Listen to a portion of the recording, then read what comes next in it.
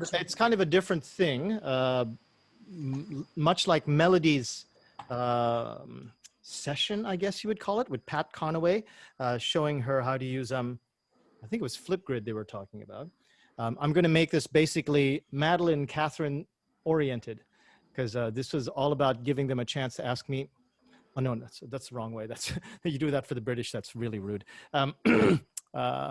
So it's for them. They wanted to ask me a bunch of questions, and when there's extra time, you all can ask me a whole bunch of other questions. Another person who I thought was going to be here was Charles Waterman, but he's not here. Hey, too bad. But I hope for those of you who have not ever heard me talk about this, that you've seen some of the videos that I put up on the event, and maybe even my presentation from the summer sessions, because that'll help you fill in a lot of the blanks. Or it'll give you at least a palette, and there'll still be a lot of blanks there, and then we can fill them in as we go along tonight. But welcome everyone, and let's get started. Catherine, Madeline, what are your big questions on the deck?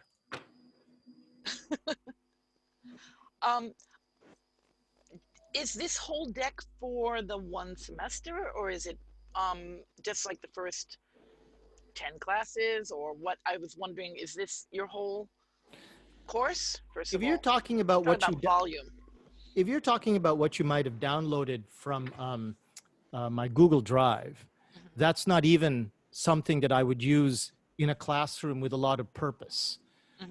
What I wanted to do that for was to show, I had been working with Alex Burke to make, show everybody what we're talking about here. Okay, so share and come back here. Here's what this looks like. And I had been working with Alex Burke to create some neurodiverse friendly backgrounds and colors for kids who might be autistic or ADHD. And she was telling me dark backgrounds with light lettering, try to use this type of font and that type of spacing. And so I came up with this, but I have not yet completely taken my SCVC curriculum and moved it completely to any kind of synchronous version, because I've only had one semester to do this. And in the first semester, I was like everybody else. I was like a chicken with its head cut off running around and wasn't quite sure how to implement everything. Oh, there's Alex.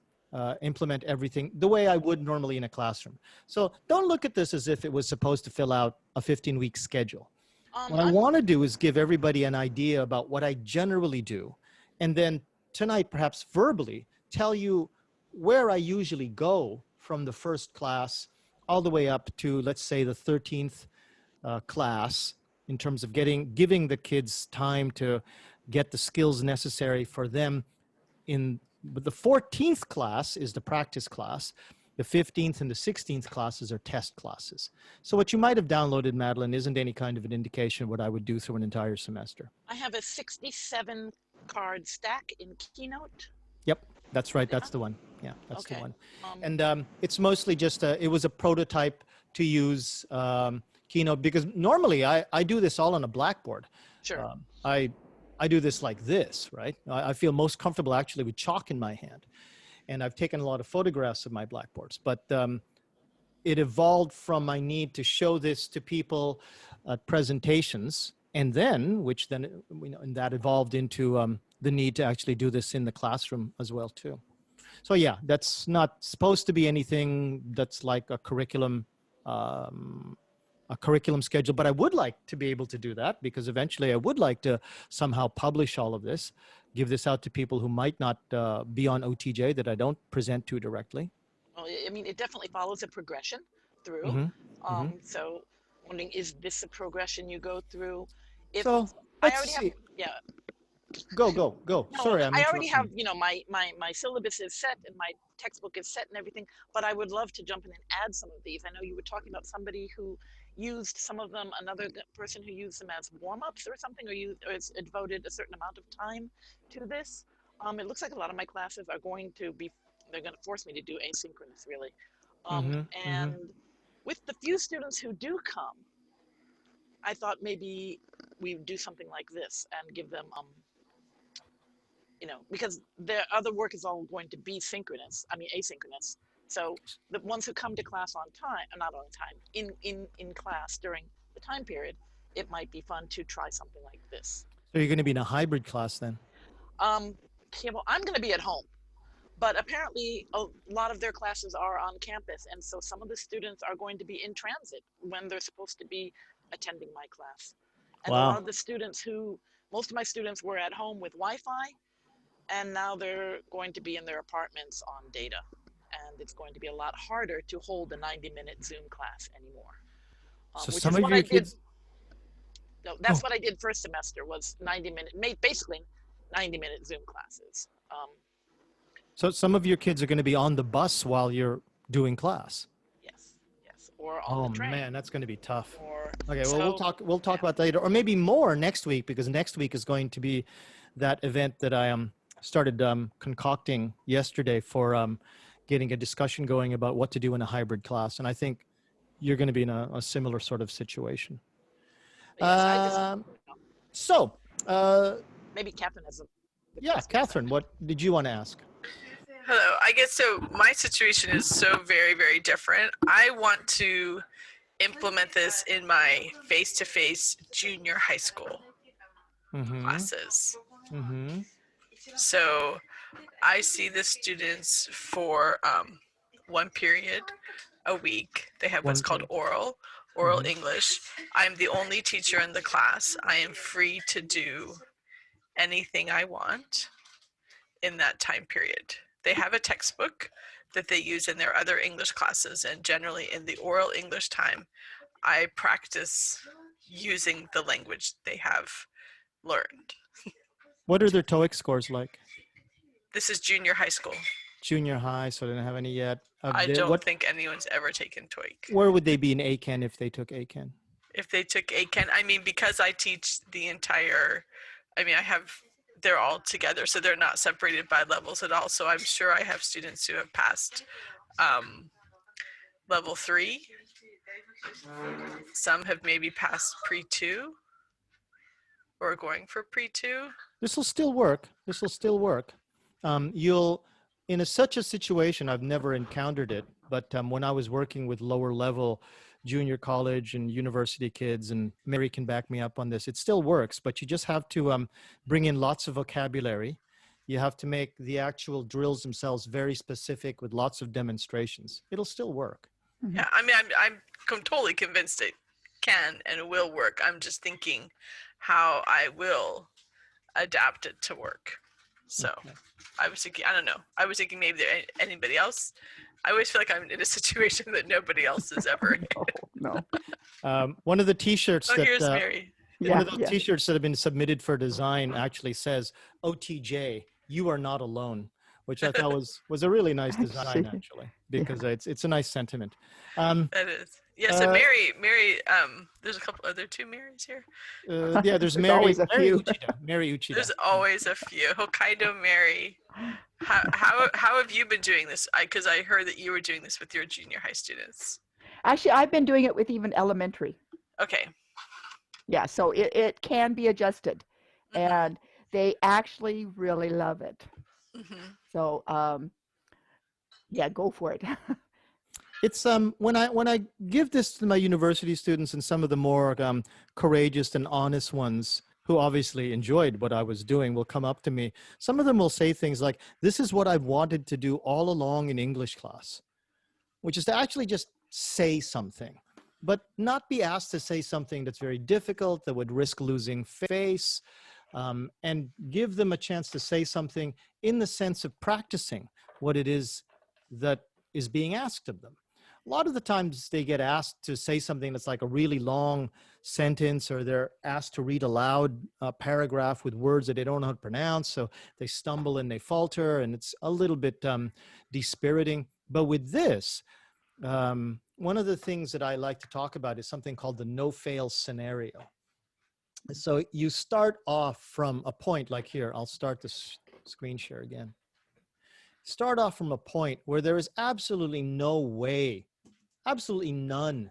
I mean, unless you're a bad teacher, that the kids could actually fail at what it is that you're asking them to do. Oh, and by the way, I'm going to make a new version of this because I've added a lot of slides at the end of this, and I'm going to make this available for download after we're finished, and it'll be up where the event was. So from the event, there'll be a link to Google Drive, and from Google Drive, you can download this either as Keynote or as PowerPoint. A little later, I'd like Alex to kind of comment on what she thinks of the colors and stuff like that. But there's no way that you should allow your students to go to the next step or to the next scaffolded level when you as an instructor think that they might fail. If they fail, remember there was probably because you failed in demonstration or instruction. But the easiest way to fix it is just to make them do it again and to think about what didn't I demonstrate, what didn't I show, and specifically target that.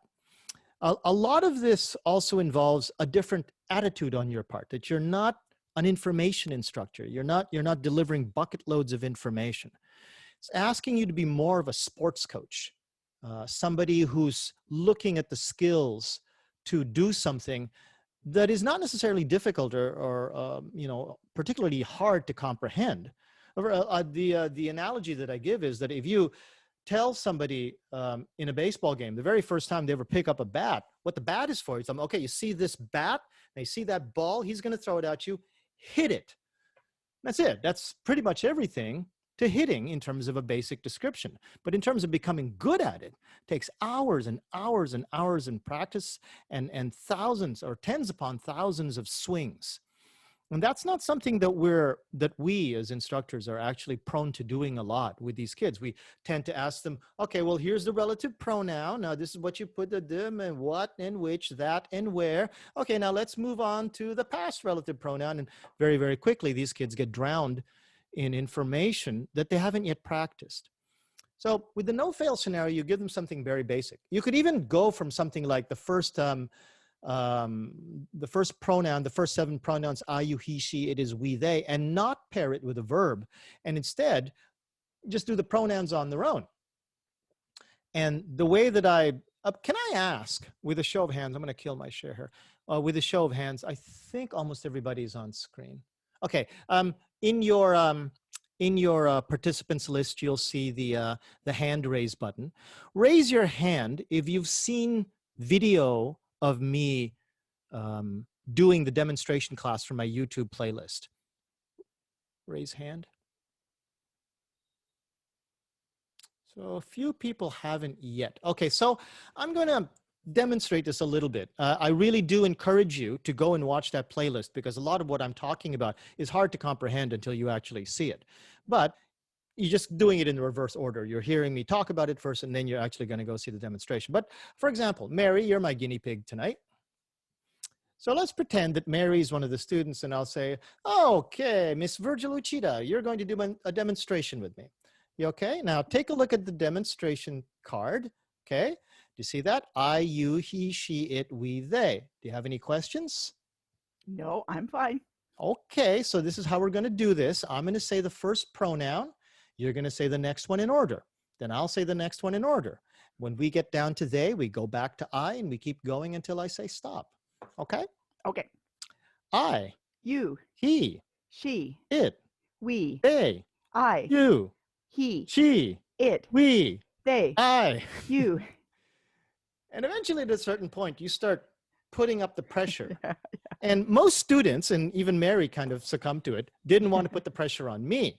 But then you tell people, it's okay, you know, if you want to try to put the pressure on each other, because that's actually what you're missing in a lot of these speaking practices. You don't feel the pressure of dealing with conversation as it should be spoken. As it should be spoken, it should be high speed. It should be high pace. The gap between your question and the next answer, in most cases, has very little gap. If I want to say, hi, how are you? Fine, thanks. Should be that small a gap. Unless you're dealing with a very, very deep question of the presentation, shouldn't be a gap of any more than half a second. But with most of these kids, because we think we're being very kind to them, we give them all kinds of gap time to play with. Then they get used to it. Well, here they're being reset. They're being told to like really go for it. So let's say, let's see, Steve Henneberry. Now, if I feel like this is brand new, and I should make sure that these kids, and I don't really know where their skills are, I do 2 demonstrations. Okay. So Steve, you ready? Same thing. Sure.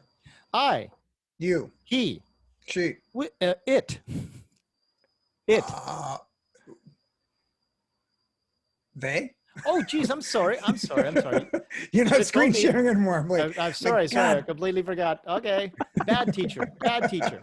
Bad teacher. Okay, let's start again. Okay. Okay. I, You. he, She. it, We. they, I. you, He. she, It. we. They. Good. Now from here, I'm not going to do it because it kills time. I would put you in breakout rooms. The instructions specifically are, do not introduce yourselves. Okay. Do not spend any time speaking. The first person in the room, because someone's going to be first, even by a microsecond, is going to be the first person who speaks. That's Okay. good. Through the first couple of classes, the first weeks or so, I do jump in and out of the breakout rooms to encourage them to speak. And I make my presence known. I don't go sneaking in there. I say, hey, everybody. Hey, nobody's talking. Come on, let's go. Okay, got to go to the next room. See ya. And do it all very positively and not try to be negative about the fact, you catch somebody not speaking. Could be just hesitation, could be shyness. It is the first week, the second week and such. And just try to keep very, very positive about it and jump in and out. And eventually you're going to feel the need because you see sometimes it's a kid who's particularly lazy or a kid is kind of goofing off. And yeah, you have to lay down a law a bit. But eventually they're going to start knowing, just like, what is it? Pavlov's bell, that if they're in a class, I could be popping in any second and they have to be kind of on their toes. By the end of the 10th week or so, when I put them in breakout rooms and every time I went in, they were doing it, no matter what the exercise was. Okay. And from there,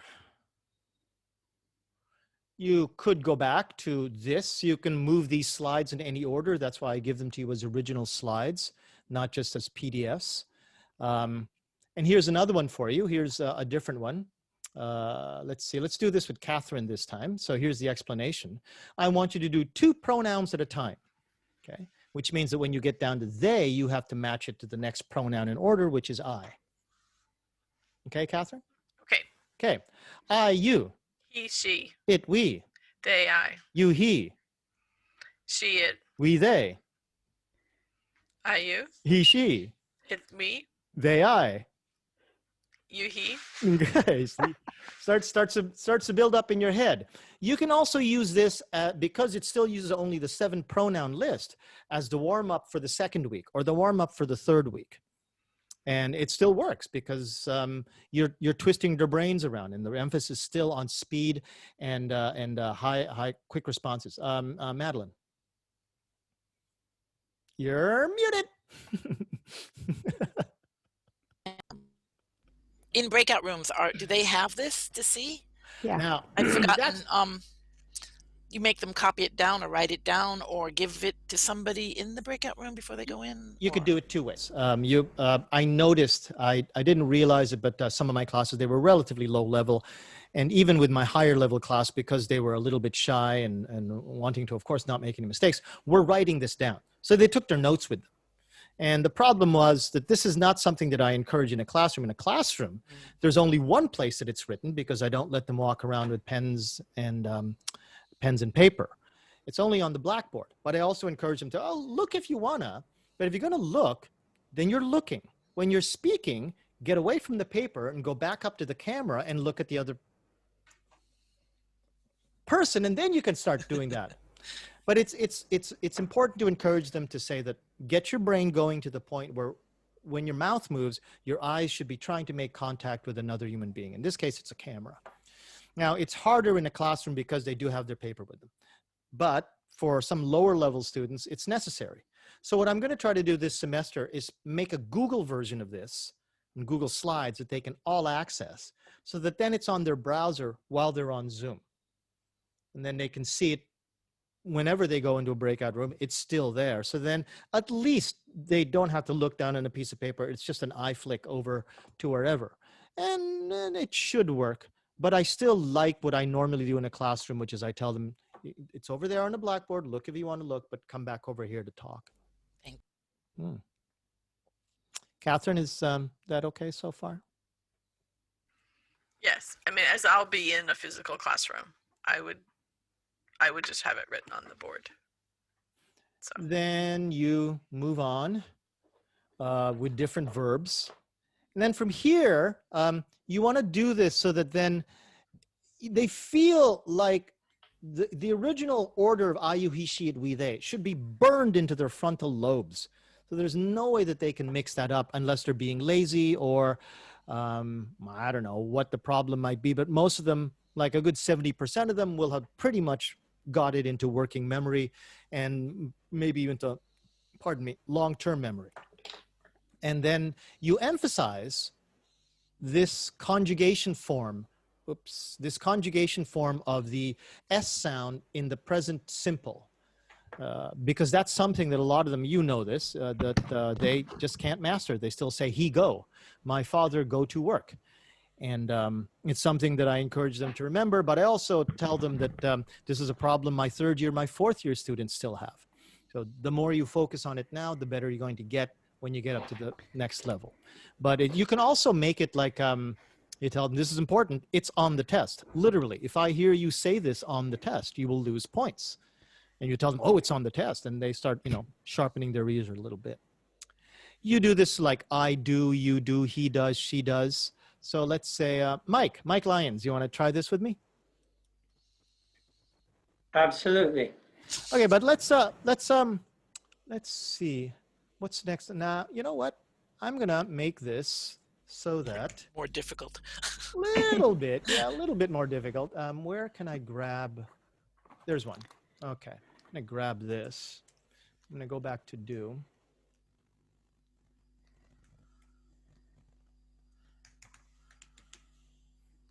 Okay, so let's put an object in there, okay? Okay. You mean I do ikebana? Oh, I do ikebana and you do ikebana and he does ikebana. Yeah. Okay, okay. I do ikebana. You do ikebana. He does ikebana. He does ikebana. It does ikebana. We do ikebana. They do ikebana. I do ikebana.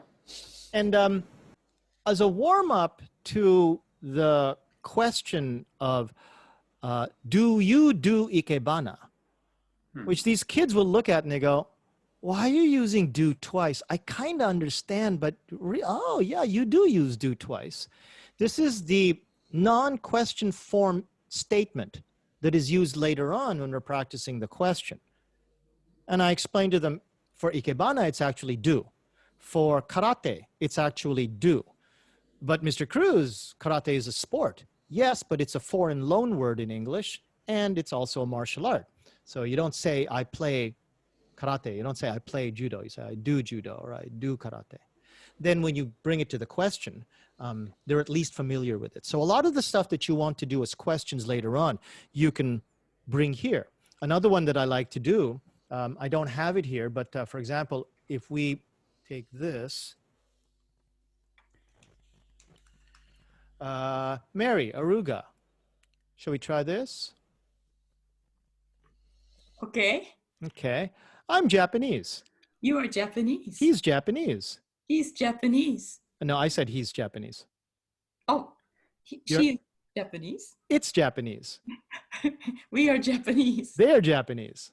I am Japanese. You are Japanese. He is Japanese. He is Japanese. It's Japanese. Good, okay. Felt a little pressure, did you? Yes. And that's okay. I tell them, did you notice that, or usually my university students will, if I put in just a little pressure, if I bring it up just by a microsecond, they're going to start to trip up, even if they were perfect on the first cycle.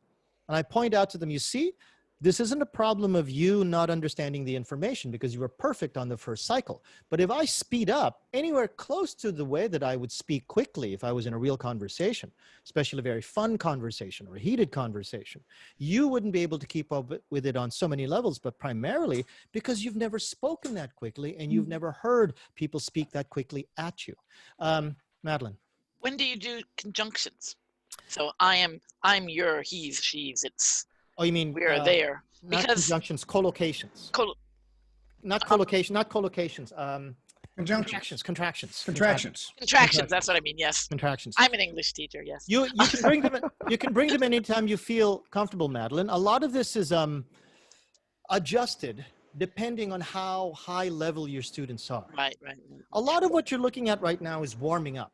Now, if you've got some pretty good kids who might be, let's say, at TOEIC 650 already or TOEIC 600 that you're prone to find at national universities with some classes, then you would do this just as a warm-up, and the stuff that I'm going to show you in about 20 minutes or so, you would try to go deep into that as quickly as you could in the weekly schedule as well as in that classes schedule.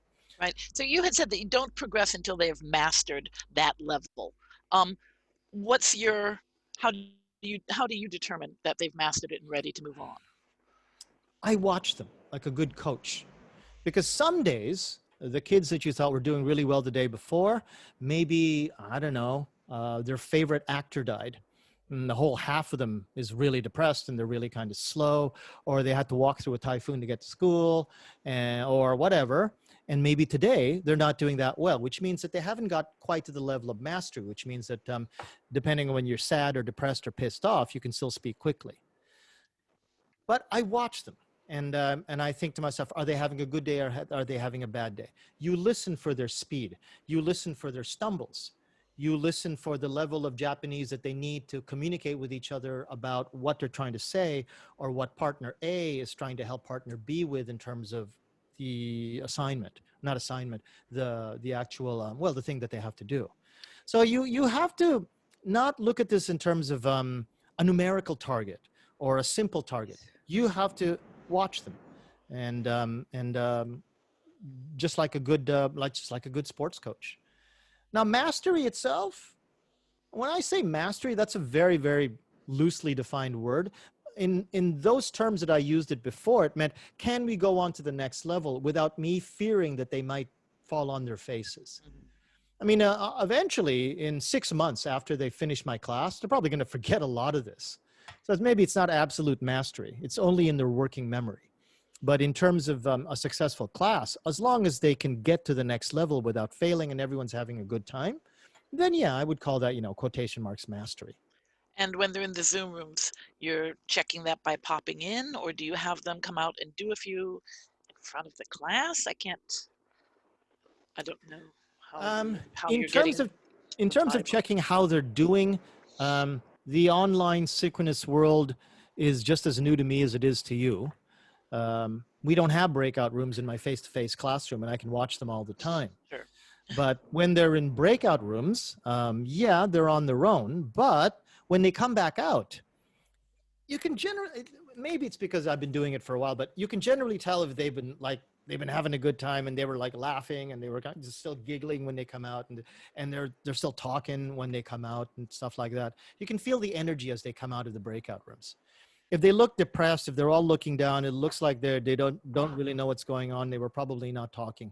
So you try to revive that spirit by doing different things, or maybe moving on to the textbook work. Maybe today isn't a good day for SCVC, kind of thing. Right. Mary. Just back to, when do you go into the conjunctions, is it? Now I've forgotten. Contractions. Contractions. Okay. The thing I found that was so nice is, I am, you are, he is, she is. At that level, by doing it so fast around a group, They naturally contract. He izu, and because of the rhythm, he izu. Wait, it really disappeared. Yeah. And with the conjunctions and so he's a. So they want to put the I in every time. Yeah. So it helped get rid of all of that. And so don't just jump right into the conjunctions. Yeah, I wouldn't either, mostly because you're going to see in the next structure, the question practice, that it's important for them to understand what is the pronoun and what is the verb. If it's taught only as a unit and you don't say specifically, this is a pronoun and this is a verb, and then this is a contraction. I actually don't practice contractions, I realize now, until about week 4. And I'm not doing any contractions at all until after I get past questions, so that then I can show them that I am becomes am I. And you see, it's just a switch. But if you taught them immediately contractions, and let's say some kid didn't show up to the first class and they know only contractions, they go, what is that am I? Well, literally, some university kids have never seen I am. Amazing, right? but I know some kids that don't. So those are the basic, oh, and also another one that you could do here. Let's see. I'm just going to add to this. Okay. So we'll go to the negative, and whoops. Actually, no. You know what? Because I know Bill isn't. Bill White. Okay. Ready to go? Okay, I'll try. I am not Canadian. You are not Canadian. He is not Canadian. She's not Canadian. It is not. It is not Canadian. We are not Canadian. They are not Canadian. I'm not Canadian. You are not Canadian. He's not Canadian. She's not Canadian. It isn't Canadian. It is not Canadian. Yeah. Okay. Yeah. And don't be afraid to flub, because actually it leads to the point where you can tell them, it's not because I don't understand. Trust me, I understand this grammar, but trying to do it fast with you, even I can flub. So when you flub, it's not because you're stupid. It's just because even me, look at me. I know I have the skill to do this. If I really concentrated, I can still make a mistake. Suzuki Ichiro only batted 320. You know what they meant? What that means for the other 680 times he batted? You know.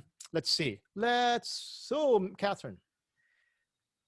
So I was noticing as that you and Bill were doing it about that you were using the contracted form, like sort of natural as that's how we naturally speak. And then I think it was when Bill came, it's in like where the contraction comes. That's actually why I don't want them to do it until like week 4. You're saying, or right, like until you've already had. There's an whole explanation, especially with the be verb, about where you contract. With the do verb, in the negative, there's only one place to contract. Right. And that whole explanation, I also tell them that if you try to contract and you haven't mastered it, and then you're in a communication situation, it's actually easier to understand you when you say, I am not, than as opposed to I'm not. Because you know the tendency to not snap their T's. It's hard for a Japanese person to snap their T's. And they make a very silent can't. And you can't tell if it's a can or if it's a can't. So I tell them, keep them separate, make them understood. But there's also a separate lecture when I tell them, but eventually you have to learn those contractions. But right now for this class, for the purposes of this class, I just want you to not use them, but eventually you're going to have to learn them. If they come to my higher level class, you will have to use them. I'll correct you if you don't. Okay, so on to the question form, which is a big leap for SCVC. So you just take a basic irregular verb like do or can or be, and you take the subject and your verb and you switch it around, which is actually a pretty crazy way to make a question, especially in English. It's crazy how English does it. Mallory actually realizes probably that French is probably even simpler because there are only so many verbs that you need to actually make French questions. But in English, it's even crazier with do. But this is the way that I practice it. So just imagine all of the pronouns switched over to the question form. I am becomes am I. You are becomes are you. But to make it a little bit more conversational, to make it so that then it's actually a little bit more fun, and except for the parts of I am and you are, the question answer form actually does make a little bit of sense. Makes more sense than just going I am I, you are you, he is he. This is the way that I do it. If you follow that arrow, it goes I am as the very beginning. Whoever starts at the same point, I am. But now I want a question added on to that person's speaking set. Not just a statement, but a question to accompany it. And in this case, the question is created by using the subject next in order from the subject that was used in the statement. It's a lot harder to understand when it's spoken at you than it is to actually do it. But I is the statement subject, so the question for following that statement uses the subject you, because you is next to I. When that is asked, so partner A says this is partner B's answer. Partner B answers with the same subject that was in the question. It becomes you are. But then what's next after you? It's he. So it's you are is he. And do I have the third one? No, I don't. Okay. You are is he. And then if it is he, then the answer is he is. Okay. So if you want, you can turn off your microphone and you leave your microphone on, but I'm going to be partner A and all the rest of you are going to be partner B. Okay. Let's just do this slowly together. Okay. Here we go. I am. Are you? So your answer should have been you are is he. Okay. So you said you are is he. Here I go. He is she? She is he, is it? It is. Are we? We are we, they. They are. Am I? I am, are you? You are is he? He is she? She is it? It is, are we? There you go. Yeah. There you go. Was that Mike? Andy. Oh, Andy. Okay, let's keep going. Uh-oh. Okay. Okay, here we go. We are they? They are, am I? No, just Andy. am Just I? Andy. Oh. Just Andy. Just Andy. Okay. We are they, Andy? They are, am I? I am, are you? You are, is he? He is she? She is it? It is, are we? We are they? Good. I could hear that. Phew. Right at the very end. How was that, Andy? Oh, my camera's not working. That was, yeah, fun. Yeah, it got, yeah, like you said, a little more stressful. It's a higher pace, but yeah. You will So I also can imagine the other students in the class like laughing and having it be like a fun moment. Oh yeah. Oh yeah. Now you also have to be careful about with whom you demonstrate. Before in the classroom, I had an entire system to make sure that whoever would demonstrate with me wanted to demonstrate with me. I would make sure that unless it was a very small class, in a 90-minute class, I would have probably about 20 to 23 demonstrations. And to make sure that only the people that really want to demonstrate 2 times would have that opportunity or would need to. Because if you demonstrate with somebody who doesn't want to demonstrate, you're going to have horrible demonstrations. So you have to have a lot of buy-in. And I'm thinking about how to do that in synchronous classes. But what I did in my my live classes, these kids rotate. I don't know why Charles Waterman isn't here, but he's the one that outguessed how I do my classroom rotations. They move like a snake through my classroom. And I stay in one position. And eventually the student that comes to me right here knows that it's his turn. And I tell them that if you sit in this kind of order, you'll eventually come here, you'll do a demonstration with me, and those will count as participation points for your grade. So they start going, oh shit, participation points, that's easy. All I have to do is sit there and just demonstrate with them. And I don't even have to be correct. I tell them, I don't care if you're correct or if you flub or not. It's just that I want you to be there. You don't want to be there, you sit over here and I'm probably not going to get to you. And you end up with kids who want to be there. And you even tell them, okay, you want the easiest demonstrations, then start from here. You want the harder ones, start a few seats back. You want the really hard ones, that's probably about the 18th change or the 19th change, so sit around here.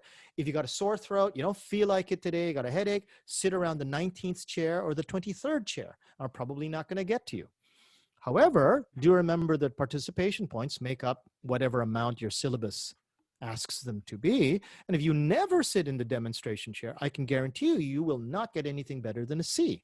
And you're in high chance of getting a D because you just, for some reason, forsook all of those 25, 30% that you could have gotten just by sitting in this chair 5 or 6 times during 15 weeks. And they seem to enjoy it too. And yeah, there's a lot of fun. Sometimes kids really, really enjoy themselves. Maybe later I can show you some videos of the kids in my videos who really went with it, really ran with the ball of having some fun with some of the goofier assignments that I made them do. This then becomes the next verb in line, because not just be verb, but also do. Okay, you can do this in the past tense. You can do this in the, if you want to do future tense, I will do, will you do, you will do, will he do, will she do, she will do, will it do, will we do, that kind of thing. Demonstrating also, the first demonstrations, try not to flub. You have to look like a voice of authority. And if you flub too many of your primary demonstrations, they're going to start looking, wait a minute, if he can't do it well, why does he expect us to do it well? You can flub a little bit later, but just not on the first couple of weeks. And this is me demonstrating this to some of my students. I think this will start. Yeah, I'm on share. Oh, wait, I completely forgot to hit my audio buttons. Sorry. Start that again. Okay, here we go. I have a very crazy way of doing this practice. Now this is with go. Person starts at I go. When you make the question, you make it with the subject next in order. So if your answer was I go, your question will use you. I go, do you go?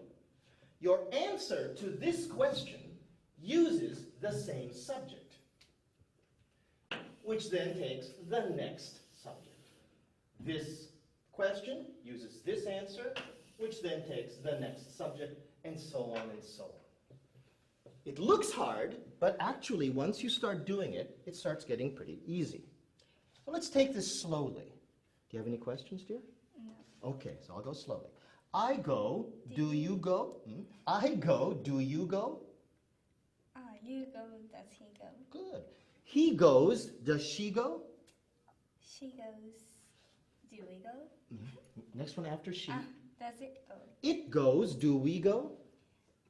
We go, do they go? They go, do I go? You go. They go, do I go? I go, do you go? You go, does he go? He goes, does she go? Very good. Do your best. Ready? Go! I go. You do. I go. You go. Does he go? She goes. Does it go? It goes. We go. They go. They go. Where does they go? Does he go? He goes. Does she go? We go. He goes. They go. We go. They go. They go. I go. I You go. go. You go. He goes. He He goes. goes. Set! Wait, don't go. Yeah. Just to give you some context, oops, I gotta stop this. Just to give you some context, that classroom was put together to create a demonstration video specifically of my method. And the kids that we had assembled were ranging from around TOEIC 550 to TOEIC 650. That particular girl that I just did a demonstration with, she was around a TOEIC 620 and had just come back from Britain in a homestay. And she was having trouble with this because it's just not something that you practice a lot. And she was already relatively fluent, but you could tell that when she would ask questions, she wouldn't say something like, do you like sports? She would probably, like a lot of our students, say, you like sports? Just because it's that tactic to avoid that question grammar, because it's so hard to say quickly. So this is the sort of thing that a lot of them actually appreciate. A question on that? Catherine, Madeline, anyone? So when you start, I mean, your whole class is fluency, and the end goal is to speak faster? Faster, okay.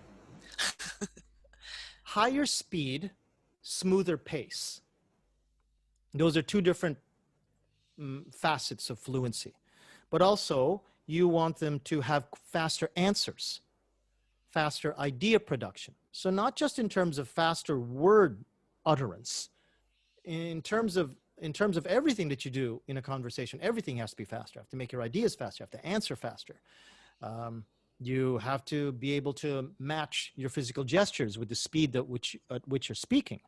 And the speed at which you're speaking, when you try to ramp that up, your brain is on fire trying to handle all of this new neural load.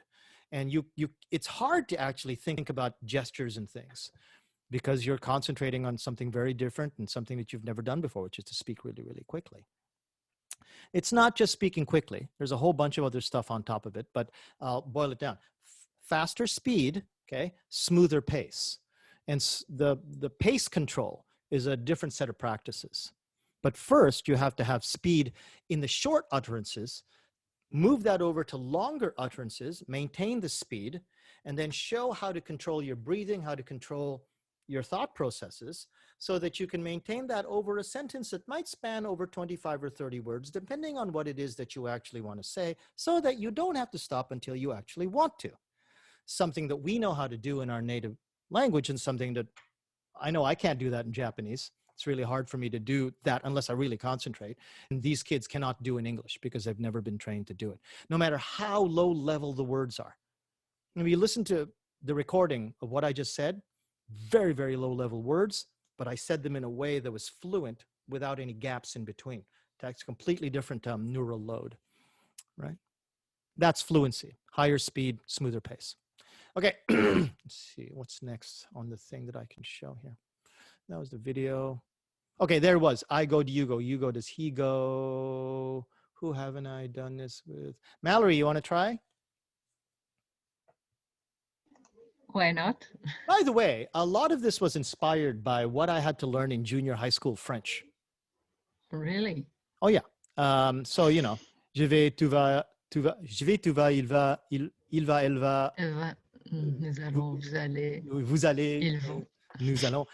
But I put on the added twist of putting the question plus the subject slide down to the bottom. So this would very, very quickly move into French, very easily. Okay. Okay, here we go. Ready? Yes. I go, do you go? You go, does he go? He goes, does she go? She goes, does it go? It goes, do we go? We go, do they go? They go, do I go? I go, do you go? Good. And Alex, let's put to school on that. Oops. Alex is there, isn't she? She's not frozen, is she? Oh, she's there.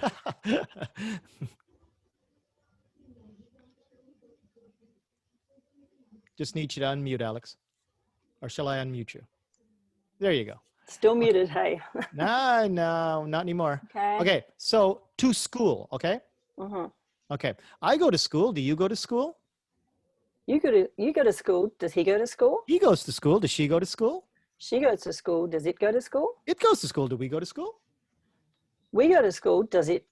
Do they go to school? They go to school. Do I go to school? I go to school. Do you go to school? Good. Where a lot of these kids, thank you, will try to create some thinking time for themselves is they create a gap between the statement and the question, and they end up going, I go, do you go? And you encourage them to kill that gap. Tell them, think of this as a 5-word sentence, okay?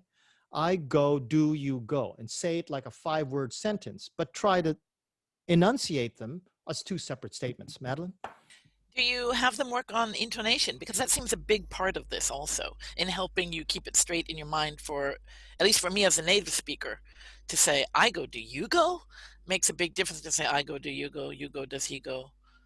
He goes, does she go? If you feel that it will help them, I try to show more than I tell. And I try not to tell them, your pronunciation sucks, or not that you would, but I try not to tell them anything like, oh no, that pronunciation is wrong. No, try to do this. Don't add any more. Intonation more than the pronunciation is what I mean. So I would try to intonate extra, or I would tell them, try this. Or one trick that I do is I tell them that one difference between Japanese and English is that we have a melody in almost all of the sentences that we say. And you listen to my melody. And you just give them the melody, and you tell them to remember that melody, to hum that melody, and then to bring that melody like a song to these lyrics. Hear the lyrics, now sing the lyrics to the melody. And I try not to get too much into like, oh, you've got to do this and you've got to stress down here. No, just remember the melody instead, and I hum it for them. And they seem to stick to that a little bit better. If I'm so inclined, mostly I'm just happy that they get the sequence. You can't ask for too much right away. You're about to give them new words. You're about to give them negative phrases. And to get too stuck on intonation, if they start thinking, oh, that's really important, but I've got to get it right every time, then they're not going to be able to focus on the other things that you'd really actually rather focus on. Alex? Yeah, when I'm doing a new pattern with students, what I tend to do I don't know, just because I can do it, is I tend to preview the target language with the rhythm. Like, do you go to school? Do you? And I've got, and like the desk that I have, I know exactly where I can sort of hit it, make a boom noise, and it says, do you go to school? Do you go to school? I go to school. Do you go to school? He goes to school. Does she go to school? And the kids, and like Japanese kids are hardwired to do.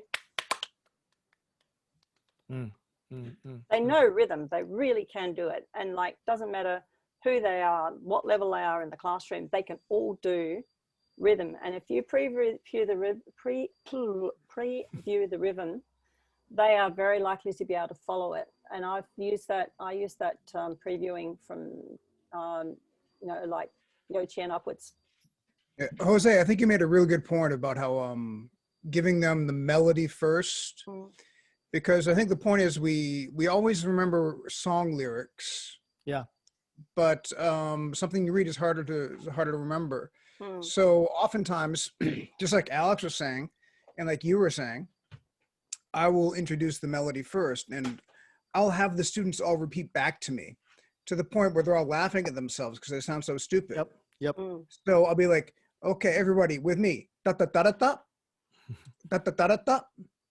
Okay, because like I've got like one unit, like, you know, what's your mother like? Da da da da da.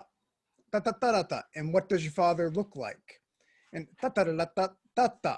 And kind of get them all doing that to the point where they're kind of like giggling. I'm like, okay, now these are the sentences that you put on top of that. Yep. It's also helping with the chunking. Yeah. The chunking of getting that in a correct. It also once they've got the rhythm, it's easier to lay the words down on top of it. It also goes with my general theory that I want them to laugh at me, in the sense, not that, you know, I'm a buffoon, but that I laugh don't with mind. you, hopefully. At first it's laughing at you, but then they realize they're laughing with you because hey, that's my mistake too. And they realize that you're not making fun of them for showing them their mistakes, that you're showing them why these mistakes are being made and how to repair them. Anyway, let's go on. So here's some examples of other sentences that, as soon as I hit the button here, that I can show you. Just very basic ones. So let your imagination go wild. Whatever is in the textbook that you've got to hit in the last 30 minutes, look at it and see how you can pluck it forward, whatever verbs that they have to do or whatever tenses that they have to do. I study, do you study? I study English every day. I study English every day with my friends. I study English every day with my friends in my room. Or you can take any of those secondary or tertiary objects and move them around, whatever that you want to throw in there. I exercise, do you exercise? So throw that in because there's a lot of syllables there. And then, you know, you can go back to the sentence before, then you can go back to longer sentences. I think, do you think is really good to open up a discussion class? Because I don't think are really useful when you're doing discussions where you're making gambits. I think so, really basic thing to say in terms of agreement. Okay, I believe that's true, et cetera, et cetera. So these are just examples. Eventually, once they've gotten used to the entire pronoun sequence and the question creation sequence, then you can simplify the blackboard and you don't have to litter it and spend, you know, literally a minute writing up, I go, do you go, does he go? You can just write, you know, the simplified diagram of I, arrow down to they, and then the two sample sentences. So if you write, I don't think that's a good idea. Do you think that's a good idea? They know what that means when you're saying I to they, ready? And you point to somebody and you go, right? And here's a negative. And don't forget negatives, right? Don't forget, oh, now I've forgotten the grammatical term for when you're, you know, to be able to. I can't swim. Can you swim? That sort of thing. I can eat natto. Can you eat natto? Here's one that's always a favorite because they almost always manage to mangle this. I want something versus I want to eat something or I want to go somewhere. Pairing it as an auxiliary verb or pairing an auxiliary verb with want to express a desire to act as opposed to desire for an object. So it is with a verb, and then you pair it up with an object, et cetera, et cetera. You can go nuts, right? Then you pair up the two of them. I want to eat ice cream. Okay, or you don't want to eat ice cream right now. You can go nuts. Let's see, and then we go to the future. There's a whole bunch of stuff here. And I also wanted to show you some of my blackboards from before, if I'm not mistaken. Oh yeah, I have, do you have, that's also a really basic verb that you want to make sure that they're good with, okay? Because eventually you get on to, there's an example of I have Netflix on my phone. This is what's called a double variable conjugation. And it's a double variable because it's I and my, and this is a mistake. That should say you and your. Okay, not you, my, of course. It's you, your. I have Netflix on my phone. Do you have Netflix on your phone? You have Netflix on your phone. Does he have Netflix on his phone? And it will screw these kids up royally because they had a hard enough time with the single variable statement in question. But to do a double variable, they have to, you can see them when you're about to say ready, go. They start reviewing it in their heads. I, my, you, your, he, his, and then they get stuck at we. And then somebody says our. And then there's all kinds of things, right? Object pronouns, these are subject pronouns. You know, I'm going to show you an object pronoun later. Like, so, for example, Mary, Aruga. Ignore this asterisk. That's for later, okay? You want to try this? I have Netflix on my phone. Do you have Netflix on your phone? Ready? I can remember. Okay. We'll go slow. This is what I literally tell my kids. It's okay. We'll go slow. We'll go slow. Okay? Okay. I have Netflix on my phone. Do you have Netflix on your phone? And you did a really cute thing too there. Usually it's me that starts, but you were so eager that you're the one that started. That's okay. And I say, well, what a great student. And all the kids are laughing. And I say, and I'm celebrating you and everyone's having a great time. Okay, so let's keep going. You have Netflix on your phone. Does he have Netflix on his phone? He has Netflix on his phone. Does she have Netflix on her phone? She has Netflix on her phone. Does it have Netflix on its phone? It has Netflix on its phone. Do we have Netflix on our phone? Good. And it's already burning your brain. Could you imagine what this is doing to a first-year university student? Right? Nice. And you can do this in past tense. That asterisk becomes my shorthand for negative. So for example, Mary Uchida. Let's do this in the negative. Ready? I think so. Okay. I don't have Netflix on my phone. Do you have Netflix on your phone? You don't have Netflix on your phone. Does he have Netflix on his phone? He doesn't have Netflix on his phone. Does she have Netflix on her phone? She does not have Netflix on her phone. Does it have Netflix on its phone? There you go. I wrote it down. You cheater. You cheater. Okay, so there's the double variable.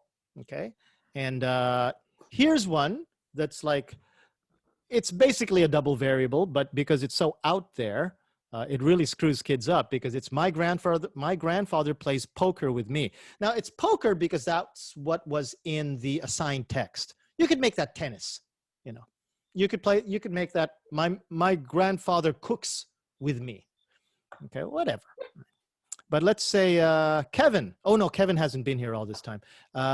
Catherine, ready to go on this? I hope so. Okay. My grandfather plays poker with me. Does your grandfather play poker with you? My grandfather. Your grandfather plays poker with you. Does your grandfather? Nope. Does his? Does his grandfather play poker with him? His grandfather plays poker with him. Does her grandfather play poker with her? His grandfather plays. Her grandfather plays poker with her. Does its grandfather play poker with it? I love it. Okay, but yeah, it's hard, right? It's hard. Yeah. No, don't apologize. No, it's hard. The reason why I do this a lot and this is why sometimes my presentations don't go so well, because I'm trying to do these demonstrations, because if you don't do it, you don't feel it. And if you don't feel it, you can't appreciate what the students are doing. And it's actually revealing for a lot of teachers who, for some of us who are English teachers in Japan, I've actually never tried to learn a second language, be it Spanish, German, or Japanese. And learning this new technique is kind of like going through the steps of learning a second language, because learning how to say English like this is almost like learning a second language. It's a completely different set of demands. So you could say my grandfather plays tennis with me. That's one way of getting around the whole poker thing. Then I have Netflix. Do you have Netflix? And here's a few more examples of these. I like Marvel movies. The verb like plays a big part in taking the next step to free conversation.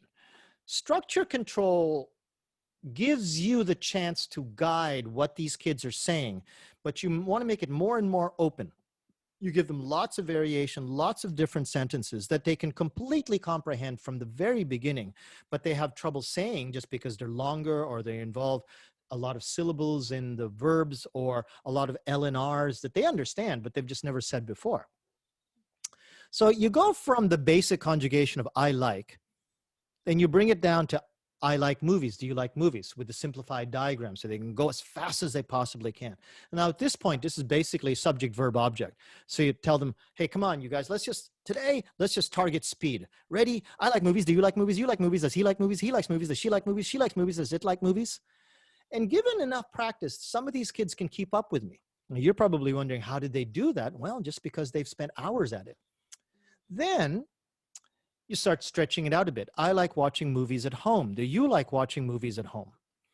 And from here, do you like watching 1, 2, 3, 4, 5, 6, 7, 8, 9? There's 9 syllables there. In my research and other research that's pointed to it, the kids that I have in first year and second year, to get up to the next level of fluency, they have to be able to say these 8 or 9 syllables in a row without any stops, without any uncontrolled repeats, without any ums or etos or anos, until you can say that they have smooth pace. 9 syllables is a big barrier. Most native speakers in their native language can go about 25 or 35 words like I did before. But if you're working on your second language, 8 is the minimum for any kind of pace. Then the next level is whatever, 25 syllables. We work in words, they work in syllables. So being able to say, I like watching movies at home. Do you like watching movies at home? It's a huge challenge for these kids. But if they're not given the practice ground to do it in, how are they ever going to learn? Any questions? I know I haven't answered any questions in the last little bit. And I'm not watching the chat, so if somebody sees a hand up in the chat, Alex, please tell me. Yeah, I'd written a message to you. Oh, I don't read the chat either. Okay, right. So intellectually, we can all process this, but I honestly think that it would be good for us to have a chance to thrash it out in a breakout room very quickly.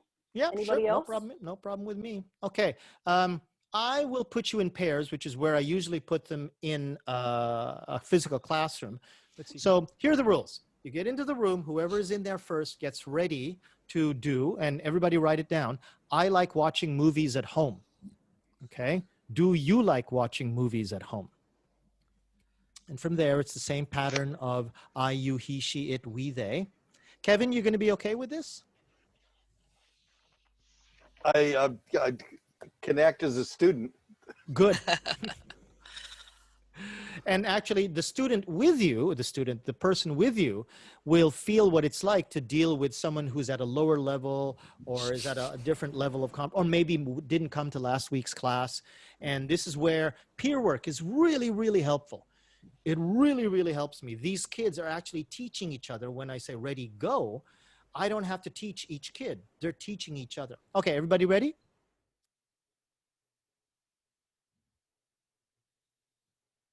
You're muted, by the way. You're muted, you're muted, you're muted, and you're muted. Just thought I'd warn you. Fun. Feedback. Fun. Difficult. Surprisingly difficult, isn't it? Yes. I cheated. I looked a bit. That's why you are really smooth. Catherine, Madeline, specifically you, feedback or questions? Does it have to be about the breakout room? So we can talk about the Stanley Cup playoffs, but I don't know if you really want to. Well, no, right before we went in, you said that you had taken something from the dialogue in the textbook. So I was wondering, I was under the impression that you just kind of did this for 90 minutes. Do you also have a textbook that you're using and doing other things? I say that only to like give you guys some grounding in what could be done. I normally hate textbooks, but if you have a textbook, go for it. I have other materials that I bring into class for shadow talking, and to tie it into the shadow talking material, I take. I see. Okay, so you're. But I also have my general idea that I want them to be able to do free conversation. Right, Catherine? Yeah, I mean, this practice has been very good. And as I said, since my intention is to do this with face-to-face junior high school students, so I feel like I think I will have to practice myself to get the fluency down. But as you said, I mean, I love my junior high school students so much. They love me. I'll just say, I know that they love you. I know they love you too. They love me so much. And so I can totally see we're going to have fun with this. Yeah. We're going to have a great time. So we just did I Like Watching. Didn't we do I Like Watching? What did we just do, Bill? I like watching movies at home. Thank you. So I like watching movies at home. How about you?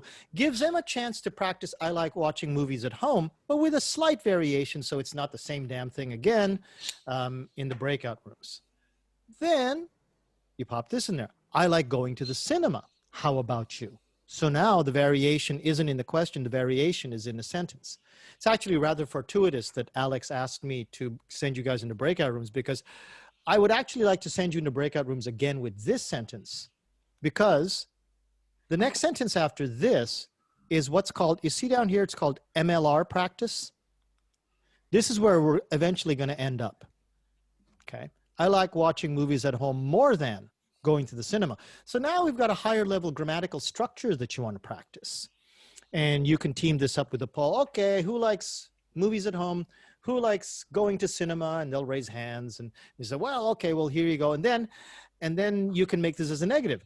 I don't like watching movies at home as much as going to cinema. Whatever you feel like. Whatever you feel like they can handle.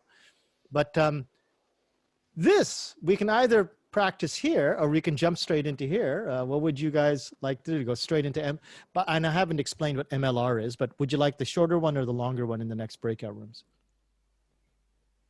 Nobody wants to do anything. What's the time? If we got time to do both, I think we'll start with the shorter and then do the longer. Okay, so here's the shorter one. Here's a longer one. Okay, I got plenty of time. Should we go to the shorter one? If we just do it quick and then do it again. So this time it's only going to be a minute. Okay. I like going to the cinema. How about you? I like going to the cinema. How about you? Steve, are you back? Steve's not back yet, is he? I like going to the. Steve is not back yet. Okay, so then I'm going to keep the same rooms just for the ease of movement. Okay, I'm going to keep the same rooms. Is that okay?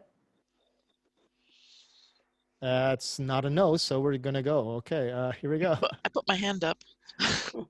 1 minute, 10-second countdown. Bill says good to go, and everyone's good to go. I like going to the cinema. How about you?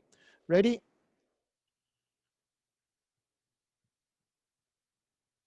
Just so nobody embarrasses themselves. Yes, you are muted.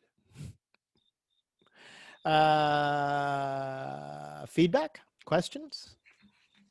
It was harder. We had trouble. Yeah, we had trouble too. Yeah.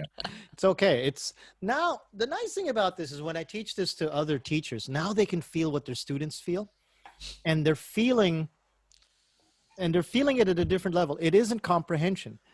You know, Right. we can't hold that over our students anymore. This is a skill, and you now know what you're lacking, and you now naturally start going through the process of figuring out what can I do to make myself better. That's probably what you need to teach your students to do as well. It isn't a matter of knowledge. You're much closer to being able to feel the need and the path for improvement, as opposed to just thinking what don't they know, as opposed to what can't they do. Okay, I was talking before about this acronym MLR, which translates into mean length run. So let me Where's my, okay, I'll just stop this share, come back here, and I'll explain it from a different keynote that I have. And by the way, can you feel the difference between a dark text on a white background as opposed to light text on a dark green background? Can you feel that? Doesn't this hurt now after looking at my green background? And actually, I wanted Alex to say a few words about this, but first I'm going to kill that share because that's making me hurt. Alex, what did you want to say about what you helped me build with this, with my blackboards? Yeah, I've been, my special interest is any students at any level who have difficulty with reading or writing.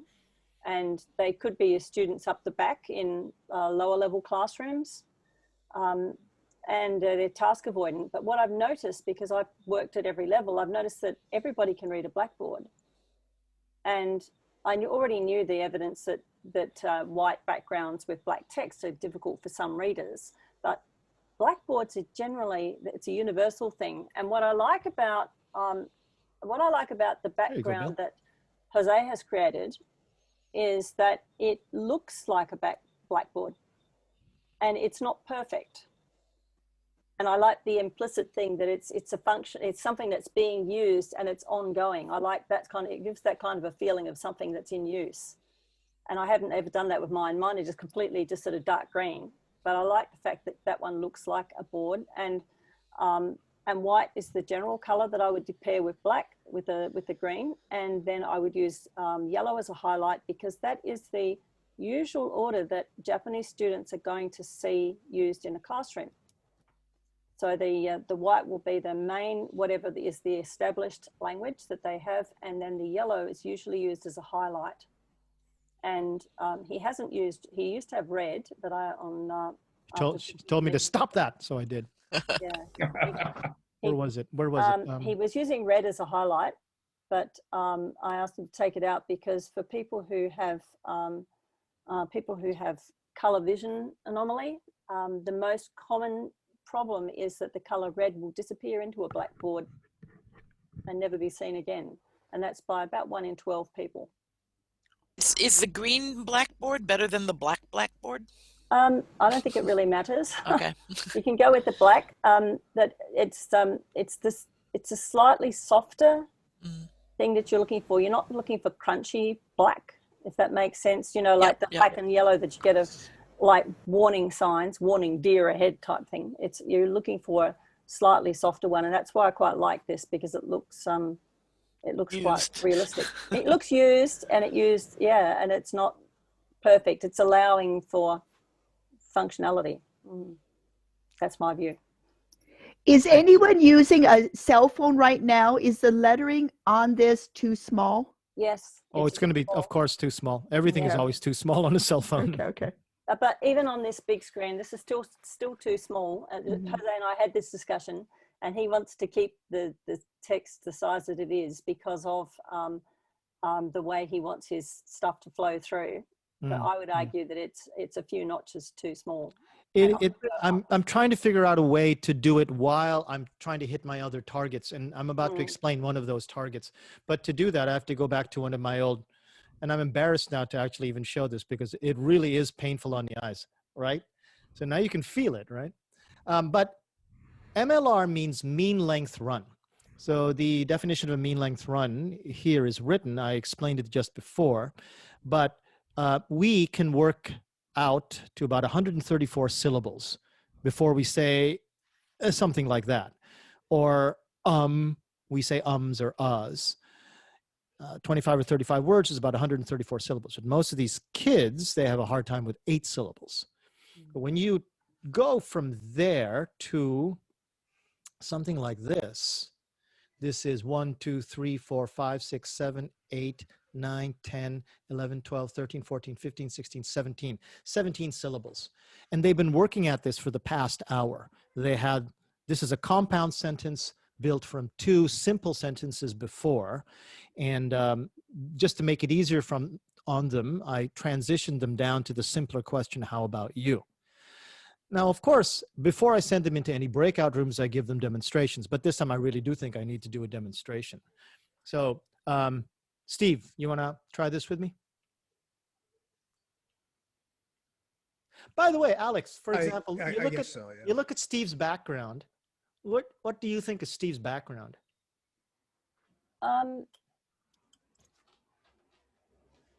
Yeah, that works for me. Okay. Yep, that works for me. So, oh, I like the dog. Mm. Yeah, the dog was distractingly cute. Mm. Okay. Yeah. Steve, you ready to go? Yeah, I guess so. Yeah. Okay. I'm not sure if I know what's happening here, but I'll try. Okay. Well, it's the same pronoun conjugation, but instead of the question, do you like watching movies at home more than going to the cinema? It's simply, how about you? How about him? How about her? How about it? How about us? Okay. So here we go. I like watching movies at home more than going to the cinema. How about you? You like watching movies at home more than going to the cinema. How about him? He likes watching movies at home more than going to the cinema. How about her? She likes watching movies at home more than going to the cinema. How about it? See, now, Steve, quite naturally, being a native speaker, is quite fluent. However, some of you are going to find that this gets harder and harder the more that you practice, just because you start to stumble and you start becoming conscious of it. It's really interesting where you find yourself stumbling. But that's a demonstration. Now I would send them off into rooms. And I'll send you off into rooms unless someone else has another question. Going to recreate these now. I got 10 people, 9. So let's make 4 rooms. Got a few people here. Recreate. How does that look? So Catherine, I'm going to move you up to... Wait, what's our... I like watching movies at home. More than going to the cinema. How about you? Okay. I like watching movies at home more than going to the cinema. How about you? We good? Okay. Here we go.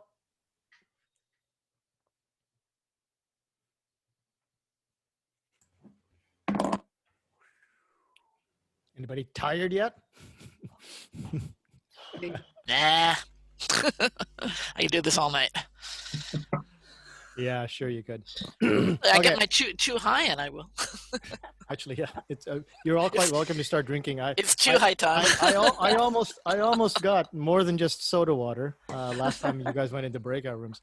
Okay, the only other thing that I want to leave with everybody, you can see where you can take this into variations depending on what you want to do, depending on what you want to teach, the vocabulary, the grammar that you want to teach. Build short sentences up to the longer grammar that you want. Break it down into something that can be conjugated and then reset as a statement question drill.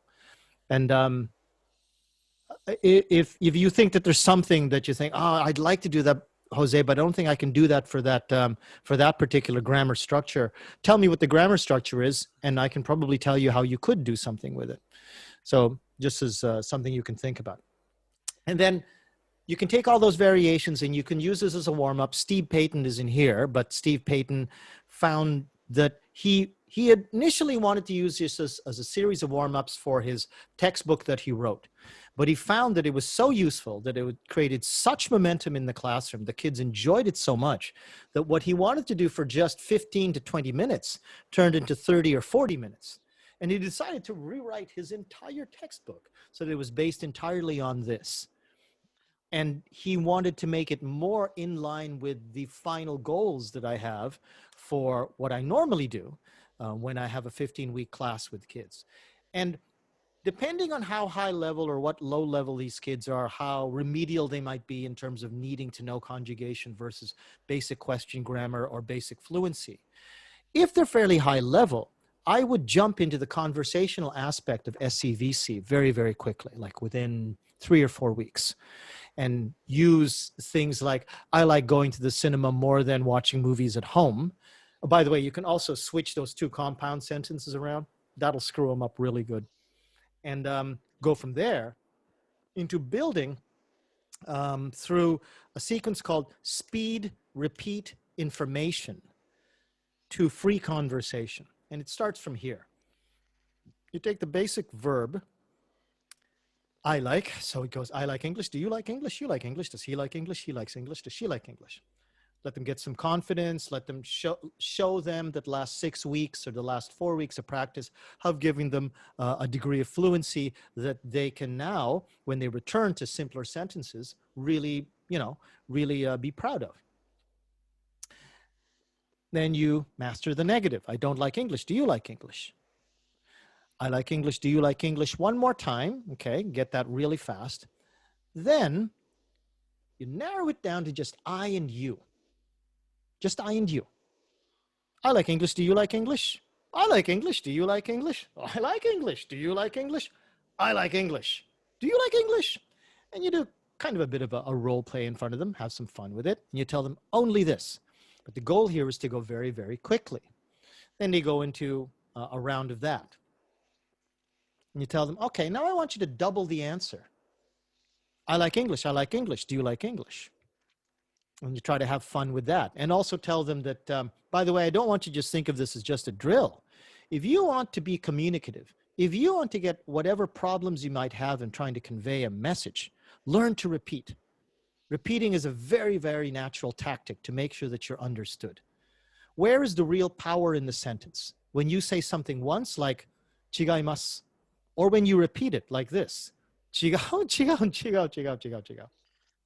Where was that power? Where did it come from? It came from the repeat. Repeating is perfectly natural in any language. And when you're trying to be heard over a train coming into the station, okay, and you only have one chance because you're trying to catch your train at the next platform, you're going to say it twice to make sure that that person understood you. Next challenge, 3 times. I like English, I like English, I like English. Do you like English? Now you're trying to do it just for speed. And then you can do all kinds of things. I try to time my class so that then this is the last exercise of the day. And we're doing this and I'm telling them, okay, now partner A, close your eyes, and partner B, you can keep your eyes open. Ready, go. And they have to try to sense when the other person is starting and stopping while all of these other kids are sitting beside them and when this big din. And then they switch partners who have their eyes closed. They both close their eyes. Sometimes they pass paper balls while they're doing this. And then when they drop the ball, they realize they can't handle the neural load for saying this quickly, saying this fast, and passing a paper ball to the next person. Oh, why is that there? Then we get on to what I call the switch. Okay, so we went from the original diagram, which was the 3 times above it. Then I rewrite it so that then I take that word, either it's English or it's summer or it's sports, whatever was the base word in the object. And I rewrite the one below it and I say, I like new. And where new is written, that means that you have to come up with a new word that will fit as an object for the verb like. Anything is okay.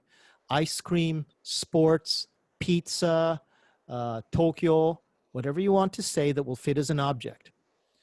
And then I take that 3. Remember that number where it was written 3? I scratch it out, and even though my handwriting is really bad, that's actually a question mark. And I tell them it's a question mark because now it's up to you how many times you repeat. It's up to you how many times you repeat because you can repeat as much as you want until you get the new word. But until you get the new word, do not stop, do not lose your pace, do not try to do that. Just keep saying, I like summer, I like summer, I like summer, I like summer, I like baseball, I like baseball, I like baseball. Learn to repeat the new word because this is a very loud room. Neither you nor your partner can predict what the new word will be. And if you only say it once, you give them only one chance to hear it. That's not very kind of you. Say it twice, say it 3 times at least. Read their face. When they understand it, they're going to look like they understand it. If you only say it once because you want to get this over with quickly, you're being selfish. Make sure that they understand it. Then you take that new word and you put it into the question. Do you like sports? Do you like Tokyo? The word Tokyo then becomes the new repeat word for the partner who has to answer. And that's the repeat word that they use until they can come up with their new word. So here, let me show you. I like summer. I like summer. I like summer. I like summer. I like summer. I like summer. I like Coca-Cola. I like Coca-Cola. I like Coca-Cola. Do you like Coca-Cola? I like Coca-Cola. I like Coca-Cola. I like Coca-Cola. I like Coca-Cola. I like Coca-Cola. I like soccer. I like soccer. I like soccer. Do you like soccer? Which should be a sufficient demonstration. You and your imaginary friend. Then you go down to the student who's ready to do demonstration. Tell me, okay, you ready? Madeline, want to do this with me? Sure. Ready? Okay. I like summer. I like summer. I like summer. I like summer. I like pizza. I like pizza. I like pizza. Do you like pizza? I like pizza. I like pizza. I like bowling. Do you like bowling? Okay, see, you didn't repeat bowling. So you're right. Right? I So, like bowling. I like bowling. Do you like bowling? I like bowling. I like bowling. I like bowling. I like bowling. I like bowling. I like bowling. I like bowling. I like bowling. I like bowling. I like bowling. I like bowling. I like sports. I like sports. I like sports. Do you like sports? I like sports. I like sports. I like sports. Do you like Zoom? Do you like Zoom? Do you like Zoom? No, you did it again. You did it again. I did it again. I didn't. You repeated. But I asked the question 3 times. That's right. But I'm saying I like Zoom. I like Zoom. I like Zoom. Do you like Zoom? And in the one time is okay on the. Do you like one? Or you can say it several times. You can say it several times, but the question should only be once. So Okay. you're emphasizing control. So there's a degree of control here, okay? But also in the demonstration, emphasize showing that a little light bulb went off over your head while you were repeating the repeat word. You make it really exaggerated. I like summer. I like summer. I like summer. I like summer. I like pizza. I like pizza. And you show that you thought of it while you were repeating. Then not until you were ready to switch out did you say that word. So you didn't panic. You were in complete control. You put in the new word when you wanted to. Then when you were done, you had complete control and asked the question only once like you were supposed to. Okay? Okay. Catherine, want to try? Sure. With the more difficult ones, I do 2 demonstrations. I like summer. I like summer. I like summer. I like summer. I like summer. I like computers. I like computers. Do you like computers? I like computers. I like computers. I like computers. I like computers. I like my phone. I like my phone. I like my phone. Do you like your phone? Avoid those possessive pronouns. Okay. Because it's okay. It's okay. I'm sorry. If the kid says it, I wouldn't correct the kid, but as you as a teacher, avoid them because the kid goes, oh shit, I got to do that. Oh shit. And then they're going to like panic because like, oh shit, right? But that's not written up there. Or they might think, teacher, you got that wrong. That's not written up there when really it's okay to say that, right? So keep it down to the model that you have on the blackboard. Okay. So here we go again. You guys are going to have a taste of pain. Any questions? Let's see, 10, 9, going to keep these same rooms, okay? Just to make it easy. Mary, everybody, that's okay? I thought you were going to raise your hand. Okay, here we go.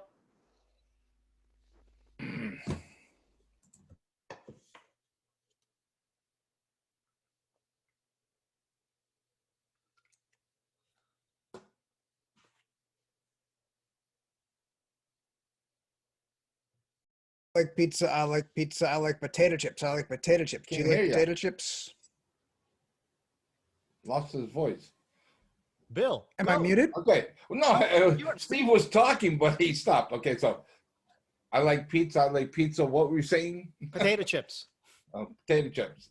I like potato chips. I like potato chips. I like potato chips. I like potato. I like beer. I like beer. I like beer. Do you?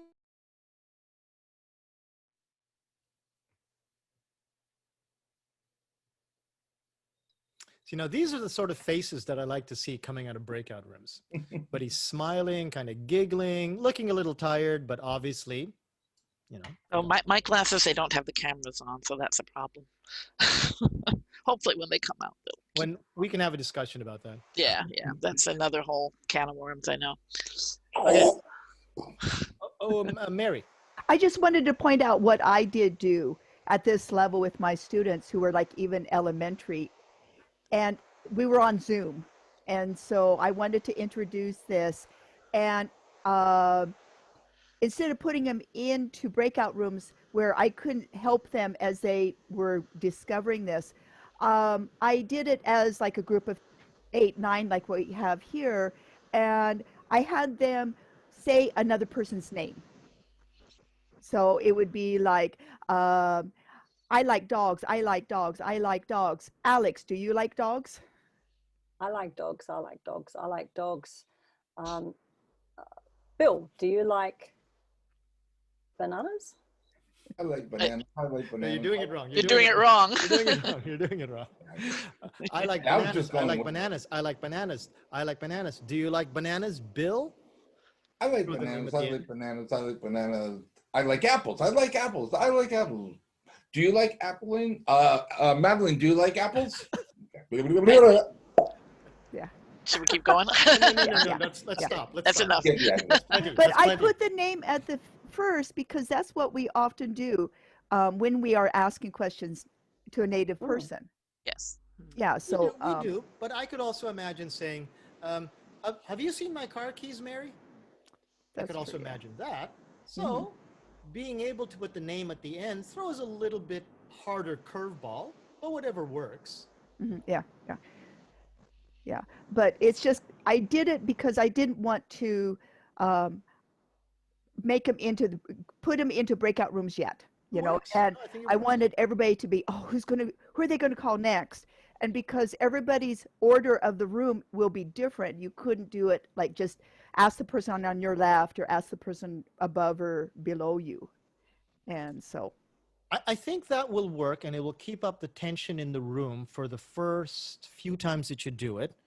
And it'll work for a room like this, which is what are we, or eight participants plus a teacher here right now.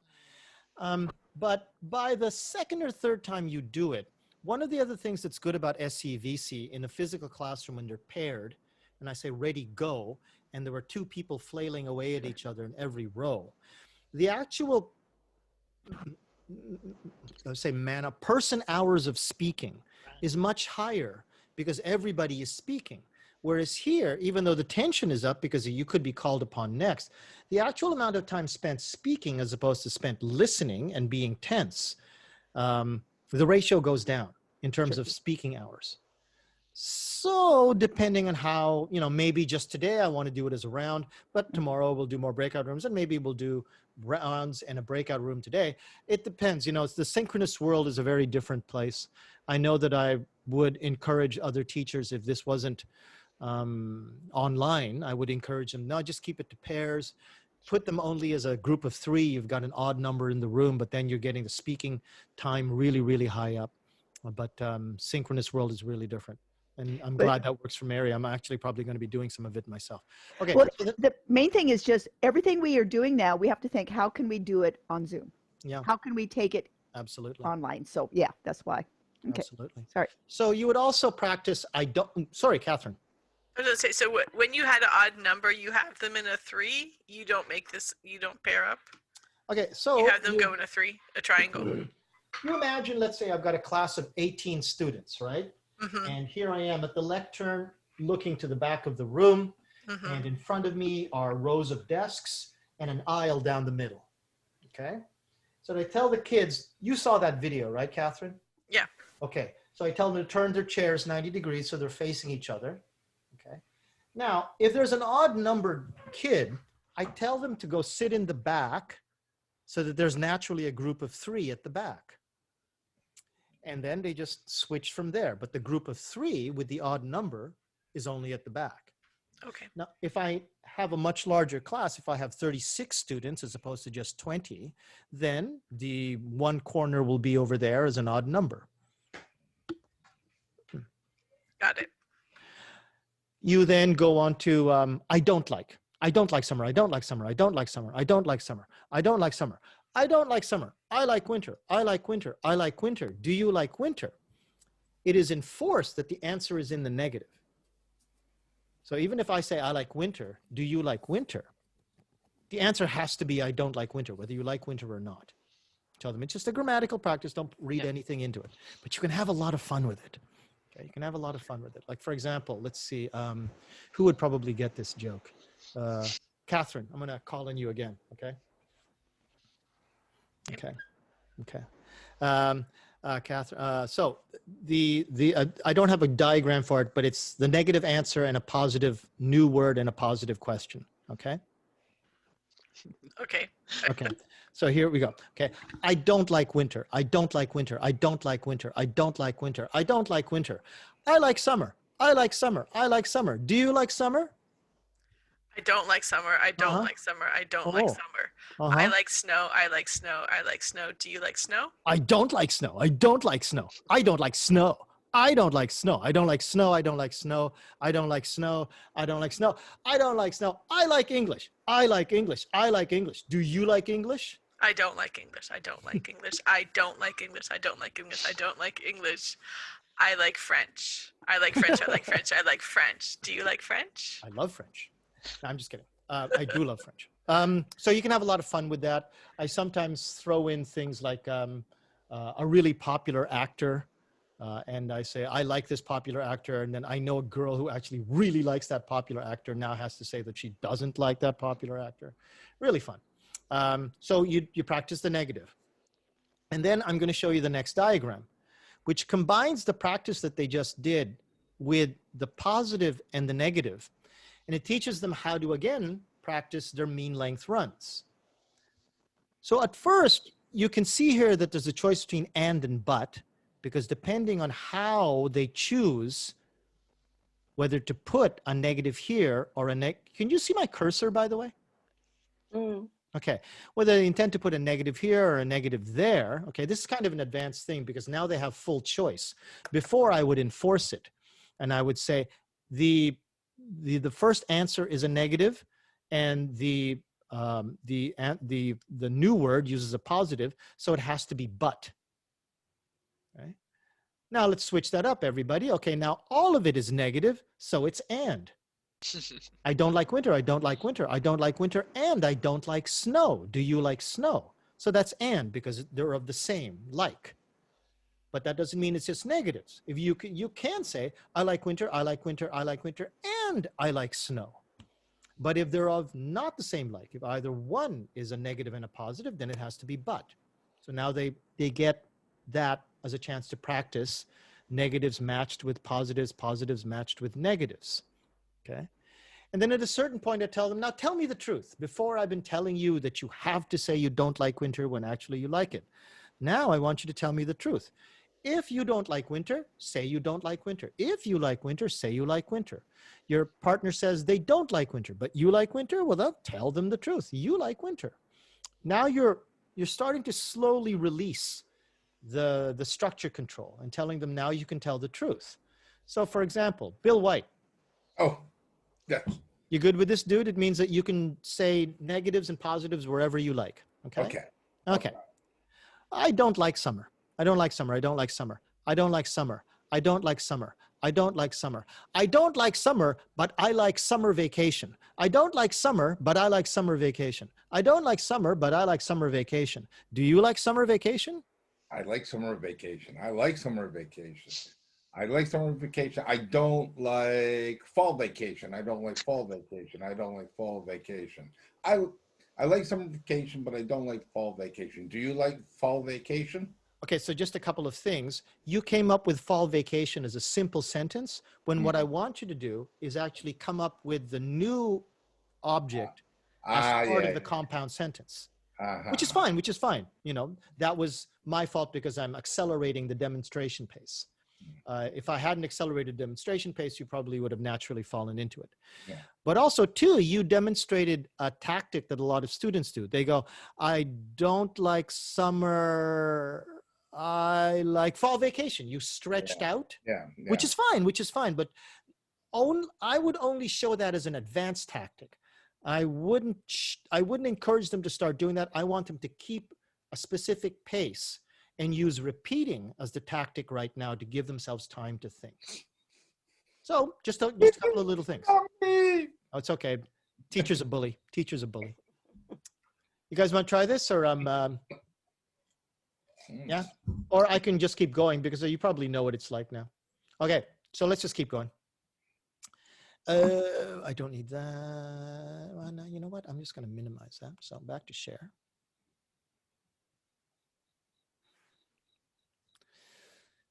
And I hope I have the right. Okay. And then you can start throwing in variations. And of course, there are hundreds, dozens at least, variations of saying what you like. But I have a nice gradation from I love to I hate. And the line to the left in between the plus minus, the plus shows what is positive and minus. The line just shows them where a neutral feeling would be. And you can explain that I like very much, which is what VM stands for. When you say that as I like very much, that has a different rating of strength than I don't like very much, which is actually a fairly tame way to say that you don't like something. But if you say I don't like by itself, that's actually stronger, and hate becomes the strongest. You teach them to say I love. You teach them to say I love tennis, I love ice cream.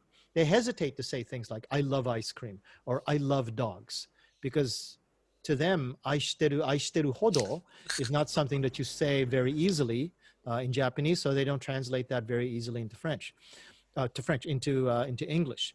I like a little bit.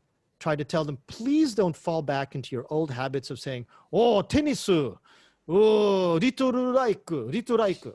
And I literally make fun of it. Tell them, you will never talk like that again in front of me. I'm going to teach you this sentence. And if you fall back into your old bad habits, it's because, not because of me, but because you wanted to speak bad English. That is bad English. I'm teaching you the proper English. Remember it. And it usually gets the message across. So you tell them to where the asterisk is, tell them that's the natural place to think that you can put in that variable. I don't like summer very much. I love summer. I like summer a little bit. Those are the things that you want to practice. You also encourage them. I know that I don't like summer very much is a very long thing to say, but for your own practice, throw it in even though you actually do feel a little bit differently about it, because it's good practice for you. There's the preferences. Then we start making this a little bit longer, and we use a topic. And the topic is my room. So we go to my room. I like my room. I like my room. I like my room. My room then becomes, and then you don't see this. Do I have another slide that shows it? No, I don't. Okay, I don't have another slide. I was trying to prepare these really quickly this afternoon. But see there were a third one from the top where it goes, I like my room and but. From the and but, it would be the new word. I like my room and I like my sofa. I like my room and I like my sofa. And this is why it's important to practice the possessive pronoun, or the possessive article, sorry, before you put this in, because they have to be comfortable with my and your. Because eventually it'll go from certain items that you're not sure that somebody has in their room, like I like my room, I like my room, I like my room, and I like my TV. I like my room and I like my TV. Ignore that thing about the color, because that's an advanced statement that's added on later. The question uses a different verb. It's do you have, not do you like your TV. You can't make the assumption that this person has a TV. Some of these kids live in a dormitory and they literally don't have a TV in their room. So do you have a TV? I like my kitchen. Do you have a kitchen? I like my tatami. Do you have tatami? You tell them that when the verb is have and the possession is unconfirmed, then you have to say, do you have tatami? Not do you have my tatami, or do you have your tatami, which sounds weird. You explain that these nuances are important. The answer to the question uses the same verb. I don't have tatami. I have tatami. I like tatami.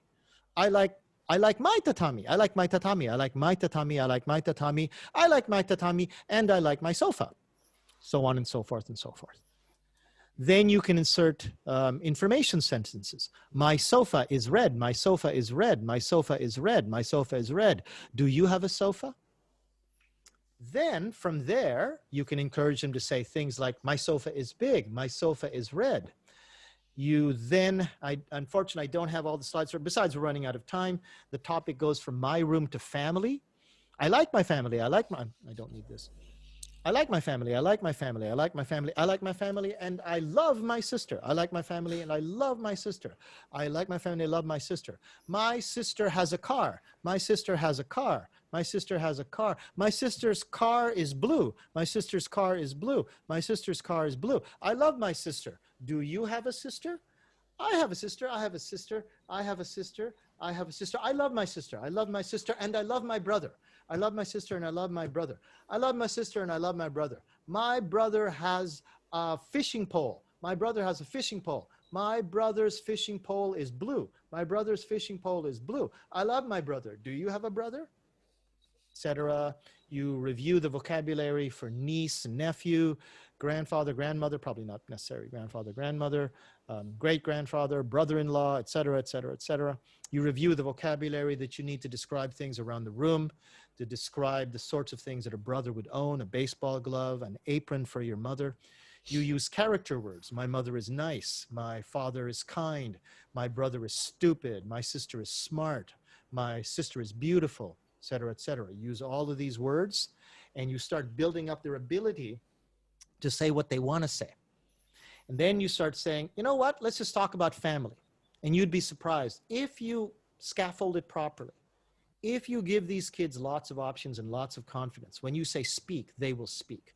I'm cutting out a whole bunch of stuff, but that's because it takes hours to explain this kind of exercise. But if you let your imagination go, and if I get a chance to actually do a part 2 of this, I can tell you where this goes to the point where I say, okay, ready to have a conversation? Okay, ready? Go. Mary? Oh, somebody got to go? Bye, whoever. Who went? Oh. Mary, virtual logic. So, questions?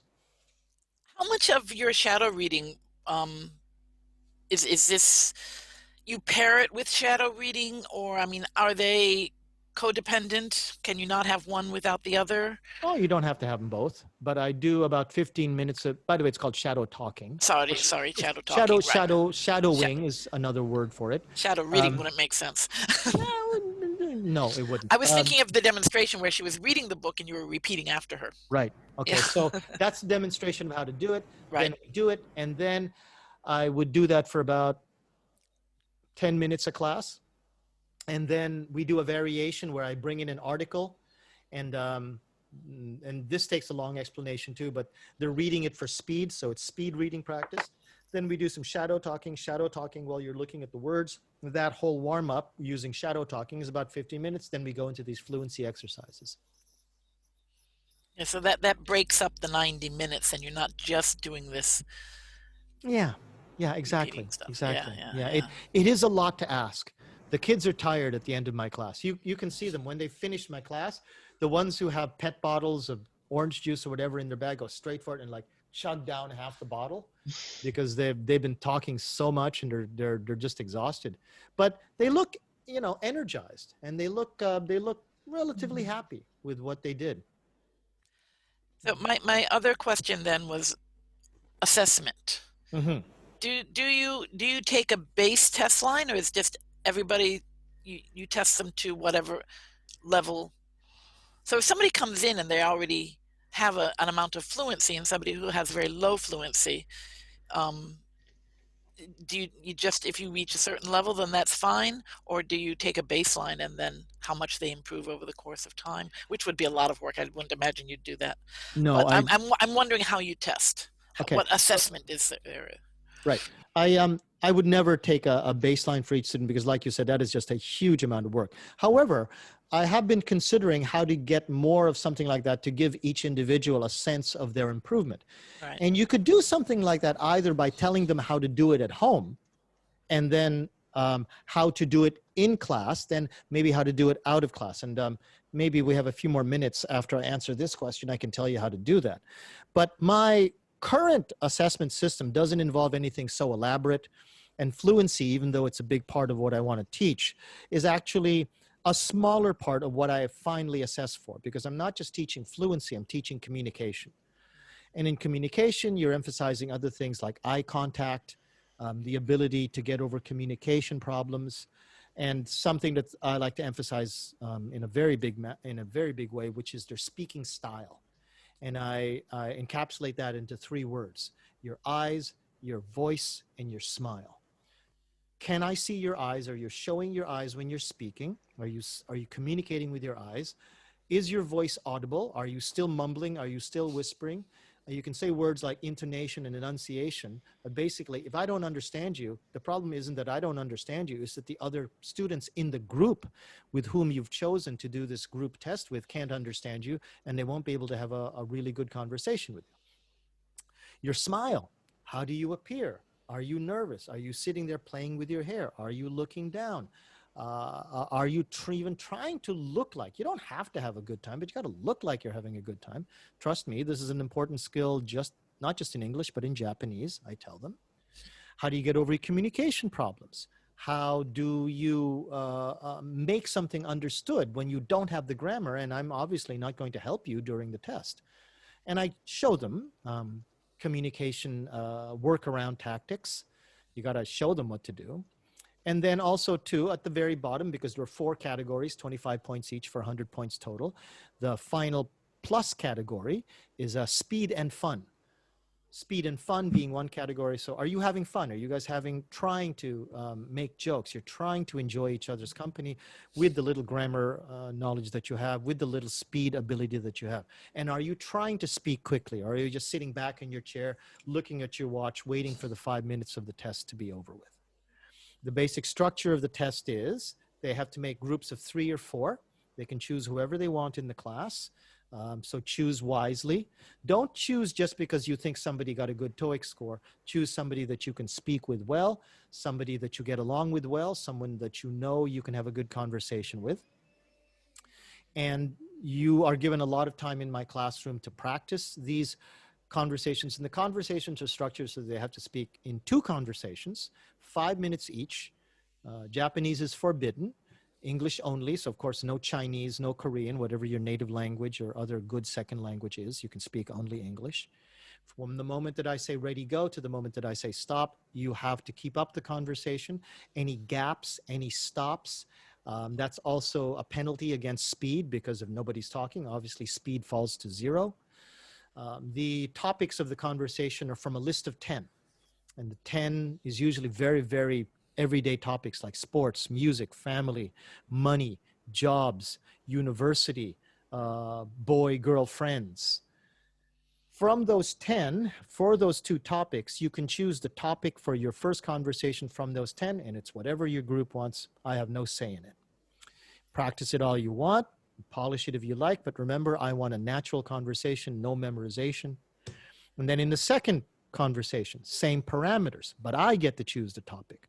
And I will not announce the topic until you've finished the first conversation.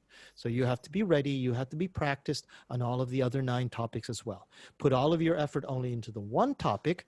Okay, but what are you going to do about the second topic? Because I can choose any from that test too. Brings a lot of naturalness and a lot of free flow to the conversation. And usually you can, if you emphasize it enough, don't memorize, don't try to speak from a script, don't try to do speeches. I can smell it from a mile away and you will be penalized. And usually they understand that and they can come up with some pretty natural conversations. So those are the 4 categories where they can pick up points. And then there's a 5th category, Japanese, where I tell them, anybody in your group of 3, anybody in your group of 4 utters one single Japanese word, I will dock you 5 points from your total of 100.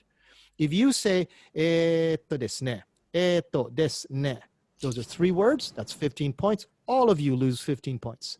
So in your practice, help each other. Some of you can't help but speak Japanese, so you practice against it. You're a team. A team tells the other team member when they're not going up the ice fast enough, when they're not passing the ball enough. You help each other in your practice and you can work this out. When a team member is telling you you're speaking too much Japanese, they're not bullying you, they're not being mean, they're trying to make your score go higher. Work this as a team and you guys will do very well. Did you watch my video actually, Madeline, in my playlist for my conversation assessment? There's a video in there for my Maybe not. Maybe I didn't get to that point. There's one in there. I will watch it. And I will put it into the comments list for this event on OTJ as well too. Yeah, that's my assessment there. There are variations on that depending on how good the group is. Sometimes instead of making a cooperative group of 4, I make a cooperative pair and another cooperative pair. And on test day, I have them face off in a strong debate about a topic. So the topic is music. And pair A makes the first statement or pair B makes the first statement. Pair A basically has to go devil's advocate against whatever the first pair said, even though they actually feel exactly the same way. We practice that all the time too. In a group that large of 4, like in the initial one that you were talking about, do you have a problem with two people monopolizing the conversation and the other I two tell not saying much. I tell them that's part of communication. Everybody has to participate. Actually, no, it's not part of communication. That's part of the first category, which is equal and natural conversation. So the first category is equal and natural conversation. Second category is style. Third category is quality of communication. And fourth category is speed and fun. Equal and natural means that natural means no memorization and no speeches, no set 1, 2, 3, 4, 1, 2, 3, 4. It has to be random order. And if some people aren't speaking, if two people monopolize the conversation, then obviously you guys are going to lose points, because I'm going to tell you quite quickly, I expect out of 5 minutes that your natural speaking quantity will be 1 minute and 15 seconds. Now, I'm not going to put stopwatches on all of you, but I can tell who's not speaking. And I can tell that if you two said, hey, his English is really good, let's just get him to make a speech, you two aren't speaking, then you're all going to get 60. Everybody gets the same score. Everybody gets the same score. You guys got to work as a team. Yeah. Yep. And you do that once a semester? You don't do it like a midterm? Or I've been it's a thinking little about hard, putting, I would think, at the midterm. it is a little hard because they're not up to snuff in skill. Right. But you could do something like, I'm thinking about bringing in more vocabulary from Charlie Brown's NGSL or Young Learners or NGSL Academic, whatever. And maybe you could do a midterm on vocabulary and basically do like a speed test on vocabulary. But I don't know how to assess that yet. But I've never done a midterm, and I've always put it just to the final test plus participation plus basically, yeah, it's participation, attendance as a negative factor, and the test. Yeah. And one last thing, I'm sorry, I've got lots of questions. No, after you, one of the other sessions, you talked about accounting, and I downloaded the Countess app. And so how do you use that? Okay. I'm sure you told me before, and that's why I wanted it. And now I don't remember it. Absolutely no problem. So let me just go here so I can go to my settings with my backgrounds and film. Oh, I haven't set them up on this computer. Oh, dang. Okay. So it's okay. It'll take a minute. I might be able to do it later when other people are speaking. But basically, I have a set of topics. Like, let's say today it'll be money, cooking, and vacation. Okay. And Catherine, I roll the dice or whatever, draw a random number. Said, Catherine, your topic is vacation. Okay. 30 seconds. Okay. You're going to talk on vacation. And everybody else in the room has a copy of this software called, where are you, baby? I rearranged my phone because I put in the new iOS and I don't remember where I put Countess. Siri, where's the app count? Oh, hey Siri, where's the app Countess? Okay, so here's the app Countess, and this is free on the App Store. And you tap once, it'll count. So everybody else in the room has this free app. Catherine will speak, and everybody else is tapping along to the number of words that she says, and I'm keeping time. Usually a native speaker can speak something like, a native speaker will speak about 150, 140 words a minute. So it'll be like 70, 75 words in 30 seconds. One of my students will probably have a difficult time getting beyond 50 and probably somewhere a little bit above 40 for 30 seconds. Now, because everybody's doing it, everybody's paying attention and everybody's listening, so it's still a little bit of an effort for them, and it helps make sure that I don't make a mistake because we're going to take the average. Catherine does that in the first minute of the class. In the last minute of the class, she does it again, or everybody does it again. They do it in breakout rooms as groups of 4, and they get their counts before and after class. I tell them to keep a running tally in their notebooks of week 1, week 2, week 3 of befores and afters, and it should make a nice, clean, rising sawtooth pattern all the way up to week 16. Well, that's like taking a baseline. They can see their improvement over the semester doing that. So that could be your baseline count. Yeah. Yeah. So they're doing it within their small groups, counting. Yeah. Yeah. Okay. Yes. Counting, Count, yeah. counting the person who's talking, and then they take turns talking and counting each other's things. Got it. Yeah. Thank you so much. COUNTSS. So Countess, App Store, Android version available. Yep. You can also get from the App Store or Android dice apps, free dice apps, which will tap of the screen and it'll roll a 6-face die for you, and you get 6 topics, and okay, well, you get sports. I know you hate sports, but you got sports. Sorry, that's the roll of the die, and then you just go on from there. Right? Sounds like a lot of fun. It is fun. It actually is fun. If you want to meet some of my other students, Madeline's, on Tuesday mornings, I do a lot of these tactics with my experimental class on Tuesday mornings. You're always welcome, or anybody here is welcome to join me on Tuesday morning and come meet some of the students with whom I've sharpened these tactics for class. Tuesday's the day, one of the days I teach, but yes. Bummer. 10 a.m. on Tuesdays. Tell me if you wanna join, and message me, and I'll let you in. My classes don't start till 10:55. So. Anybody else with questions? I was just thinking that this whole technique would work really well with my discussion class.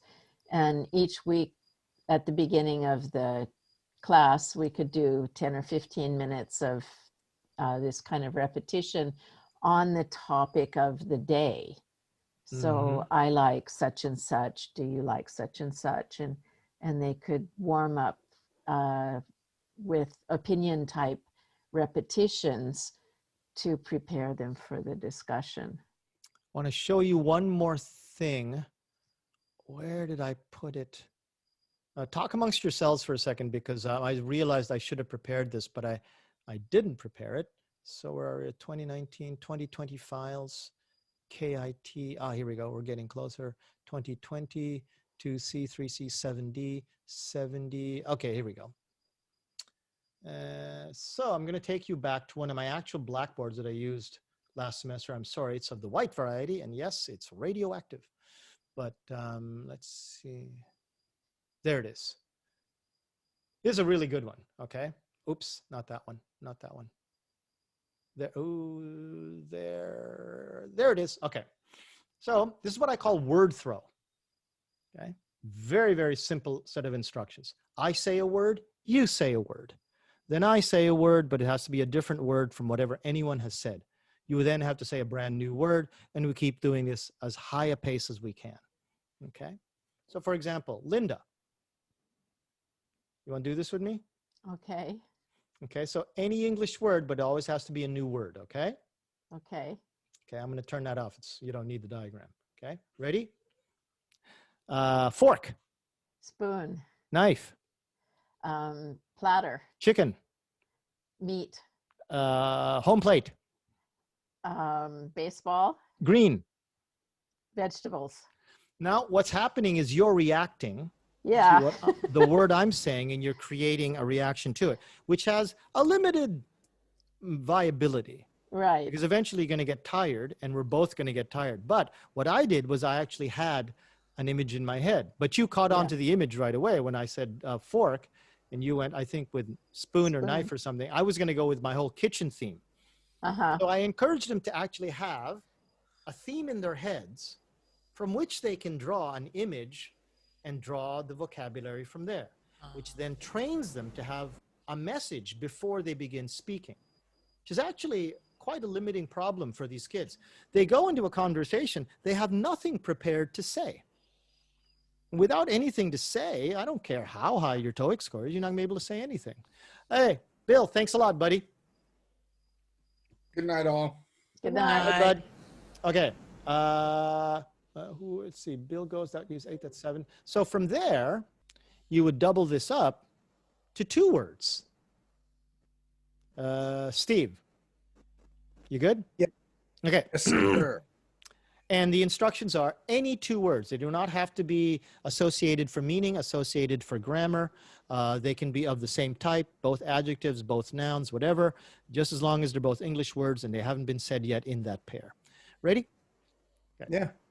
Yellow dog. Potato chip. Big man. French fry. Small. Tiny. Dill pickle. Man, woman. Dijon mustard. Camera, person. Heinz ketchup. Prime Minister. Vice president. Starts getting tough, right? Starts getting tough for us. It becomes impossible for them after a while. You go from there. Then 2 words has a parameter. One has to be a verb. The other one can be anything you want. Okay? From there, they start saying things like, well, you probably said sister, study, play, baseball. Really good. Nice. Keep going. But look at this. If you were to just take one more word, whatever is missing out of a subject, verb, object string, you would have a sentence. So yeah, you were saying sister study, your sister studies history. But if you say sister study history, I still understand you. But you know, we've been practicing this. You say, my sister studies history. You put an I in front of play baseball. You get I play baseball. You've got a sentence. You can speak in sentences. The hardest part is to come up with the one keyword of baseball, then the associated verb that you know is play, then the associated subject, which is of course yourself. You can speak in sentences. You don't need to speak with single words. So the throw becomes sentences. One sentence for another sentence, one sentence for another sentence. Then the sentences go up. First, you give them a topic. Then you tell them, now 2 sentences. And other topics could be music, Japan, high school, money. So all of the sentences are associated with those topics. Then from there, okay, you can do speaking turns. This is actually designed to create mini speeches. But you could take that from there and start saying, okay, 2 sentences. Now, 2 sentences plus a question. 2 sentences with take out the question. And then you just, in the demonstrations, you start free flowing. And then they get the take and free flow. And then you change the topic. And then you find yourself actually just in regular conversations with these kids when only just 30 minutes ago, all they could say was one word to each other. You just show them the path to actually using the rules that they have in their heads. They can start adapting to it very, very quickly. Single word, double word, parameter of a verb, okay? Then you go to topics. Then you show that it's not that far from a subject, verb, object, triple word sentence. And then you say 2 sentences per person, and you just keep going from there. And that would be perfect for, I was remembering this because Linda said that this is a warm-up to a discussion class. And you could use it directly from word to word, parameter pair, and then sentence throw. Then, okay, let's have a natural discussion, everybody. All right. Catherine, anything from you? You're good? I'm good. This has all been really helpful. Like I said, it's my ideas for junior high school that I feel that luckily I don't actually, I do have to assess them, but the assessment's they just get hey Joe 10 from me. So I don't have a lot of things I don't have to worry about with them. Stick with the assessment you had before and just sort of aim this towards that. Give yourself enough time at the end to cover whatever else that you need for your actual assessment. But then just try to get them to merge, and then more and more every semester merge more and more towards your assessment, or make your assessment a bit more like a conversational one, and eventually it'll come through. Catherine, you've seen my demonstration class playlist, eh? Yes. Good. Okay. Mallory, question from you, or Alex, anything else? Mallory? No? You opened your mic? Yeah, it was more like a question because I used to do drills in my classes too, in a very different way, and I haven't been able to adapt it for for online classes in the first semester. But yeah, this gave me an idea. But just I was more like thinking of changing always the object And do you think it would be too difficult online, or like? The difficulty comes, in my experience, online. Remember, I only have as much experience as you when it comes to the online experience. It's 15 weeks, basically. The difficulty comes from not demonstrating enough. You demonstrate lots, you give them lots of time to figure it out, you give them lots of pairs, you give them lots of compliments. Oh man, that was really good, but you want to remember this, but that was really good. And okay, Taro, your turn. Taro, good, but you can go faster. No, you can go faster. Okay, Kyoka, your turn. Oh, that was good. Everybody, did you see Kyoka? Oh, that was good. Okay, everybody, go into breakout rooms. Ready, go. Lots of compliments, lots of demonstrations. Don't give them any more than they think they can handle. Try to keep it the same level with different variations using different verbs until you get to the next grammar level that you want to throw in. Remember, it's a skill, it's not knowledge. Yeah. Steve, what are you thinking? You do lots of speaking already, right? Yeah, I do a lot of speaking. I think I like this because I like the speed aspect of the idea, and the fact on focusing the students to increase their speaking speed. I really like that. I do a lot of conversation in my classroom, and I think certainly my students could benefit from this kind of practice before their conversations.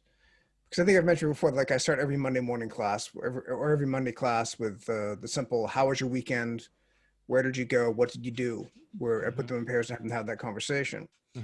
And if I had them, first do a run with that somehow using this methodology to kind of, I took her for a walk just like 10 minutes ago. Sorry. She just wants to play. That's all.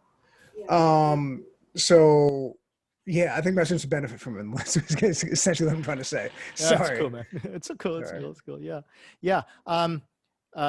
Your students, if they're already at that level, could probably benefit a bit from seeing where they went on their, like Madeline says, their baseline to the end of the class using Countess, and seeing that they actually moved up. I saw that. I looked at Countess, and I put the link in there just before Bill left. But I see the Countess does have a 99-cent pay option. Yeah. Is there a count limit? Is that what it is? You break the count limit? Like there's no count limit, but what you can do is you can keep counts. So you can so you save keep this a record. count and you can go count something else, which is totally not necessary for what I do. So I tell the kids, just get the free version. It's fine. You can count 2 things at once?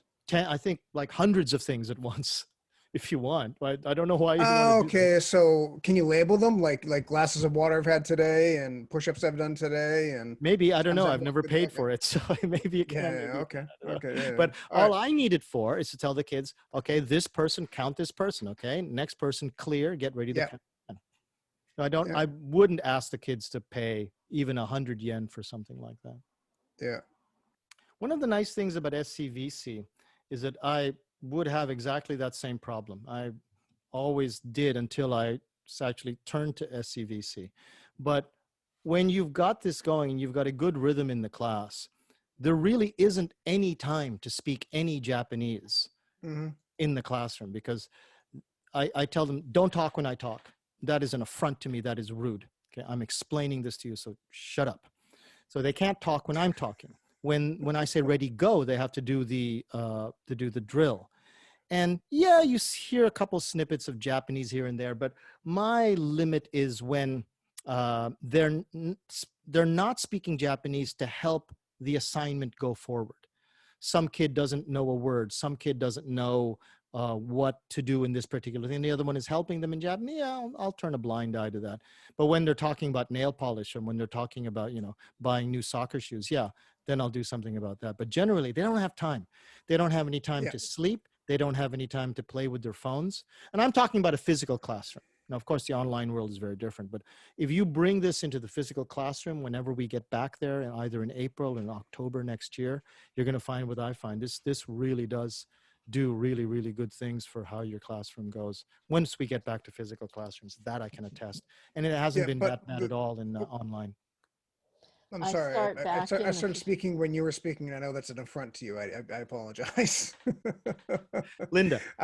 I start back in the physical classroom on Wednesday. Oh. And my Friday classes, I have 35 students in each class, and they're not allowed to speak to each other. So we won't be able to do anything like this.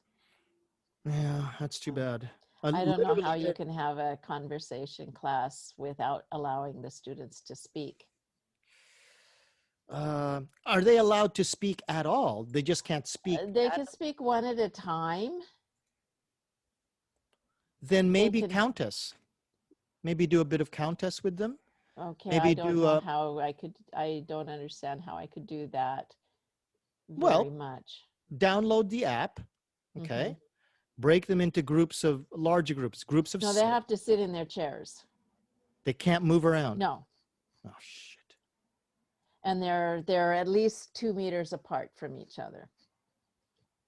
Or I would guess that maybe. definitely encourage them to speak in larger voices. Bye, Mhm. Alex. Thanks a lot. Oh, who's going? Who's that? Who? Somebody tell Alex. me. Alex is raising her hand. Oh, Alex says. Oh, raising her hand. Oh, okay. Okay. I actually went through a solution for that issue about students sitting in rows. So they're not allowed to move. You're not allowed to have alternates, etc. So you can do they all have to face forward. Right. But there's nothing stopping you say, okay, we're in the room. We've got row A, row B, row C, row D, row E, whatever.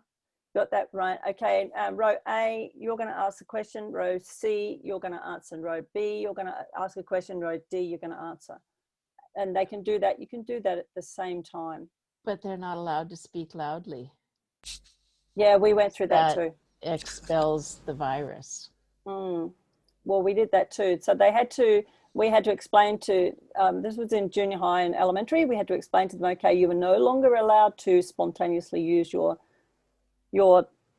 other voices. You're going to have to be using somewhere between a library voice and a talking to someone near you. So you have to listen more carefully.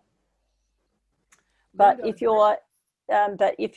you've got something that you want them to practice, you've got to set, like say the SCVC. There's no reason why you can't have one row. Rows A, C, and E ask a question, and then the rows in between answer in a quiet voice. That's a good idea. And then you just alternate it. They'll all be wearing masks. Yeah, so that's fine. If they're actually answering or not. I've been teaching face to face since the beginning of June, and this is the situation we've been dealt. So. Well, that's a good idea. I like that. So I hope all of you come to another event I'm doing next Saturday. I think it'll end up being for hybrid classes, because this is the kind of information we need to get to each other for people who are working. What time on Saturday? Haven't decided, because it's still in the middle of the polling, but it'll probably about this time, 7 o'clock, maybe 6 o'clock on Saturday. And it's for information like this, Yeah, so when you normally put them into pair work, like you would normally drill something with a group, and then when you normally put them into pair work, you just put them into row work, and everybody faces forward. It's not very natural, but it's. And everybody's speaking at the same time. Yeah, so you're doing it at the same. Yeah, so and you've got to be at sort of, you have to use some sort of like symbols, hand gestures or something. Go. Oral recitation kind of thing. Yeah, except you can do question and answer using this kind of using these drills. You can do this question and answer stuff perfectly. Also, Linda, do they have Wi-Fi in the room? No. Oh crap. Yep, my university I was too. just really disgusted. The room I was in last semester that I never went to because of, online, it had Wi-Fi, but the room I'll be in this time does not. At least if they had Wi-Fi, they could use their phones to do something in terms of chat. Oh, the school's Wi-Fi would just crash if everybody used it at once. oh, it just makes you tear your hair out, you know? Yeah. Just makes you tear your hair out. The stupidity of my university. Of course, nobody had the foresight to see a pandemic coming, but for years they were being told, you got to get Wi-Fi into those classrooms. And for some reason, what they instead did was invest hundreds of thousands of yen into those chip readers with the IC cards inside their ID cards. So they got chip readers to do attendance, which nobody pays attention to, and the kids cheat it every time. Right. So they paid 700,000 or maybe millions of yen to get those things in every room when they could have spent half that and got Wi-Fi into every room. Now we got those chip readers sitting there doing nothing in those rooms, ready to be cheated on. And I haven't been part of that yet, but I'm told that students will give their friend their card, and their friend will count their attendance, and or they'll say, if the student's late, they'll just tell the teacher, I forgot my card, and the teacher will count them as being there. Well, we have those chip readers, and they have from the first year students last year, they were supposed to mandatorily log in, but the teachers aren't allowed to access that data. Yeah. Isn't that insane? Anyway, let's stop with the bitch session. SCVC, we've been at it 2.5 hours. If no one has any more questions, I'm going to get a drink. So you all are quite free to do what you want. But stay in touch with me. And you come up with any other questions, I'm always free. Thank you so much. Follow-up session. Thank you. I would be happy to, actually. Maybe, I don't know, sometime after JALT is finished, maybe around sounds good. The start of December, because then you guys will have all kinds of questions from trying it. Yes. I'll have more ideas from more weeks in the class, in the online classroom myself, and maybe we can have some fresh things to say. Great. Okay. I will have these Keynote slides, and from Keynote, if you have Keynote, you can turn them into PowerPoint. If you don't have a Mac, I will make a PowerPoint version of these Alex Burke approved slides, and they will be up to download from Beautiful, the event. yes. I think thank Microsoft you so much. can open the Keynote slides. Great. So choose whichever you like. I'll give you links to both of them. Awesome. Thank you. Thank you. Okay. Oh, and by the way, my videos on YouTube, play them all you want. They're completely copyright free. They're Creative Commons, so play them all you want, copy them all you want. Okay. Okay, thank you. Okay. All right, Good night, thank you so everybody. much. Bye. Thank Thank you, you very much. Jose. Good night. Bye-bye.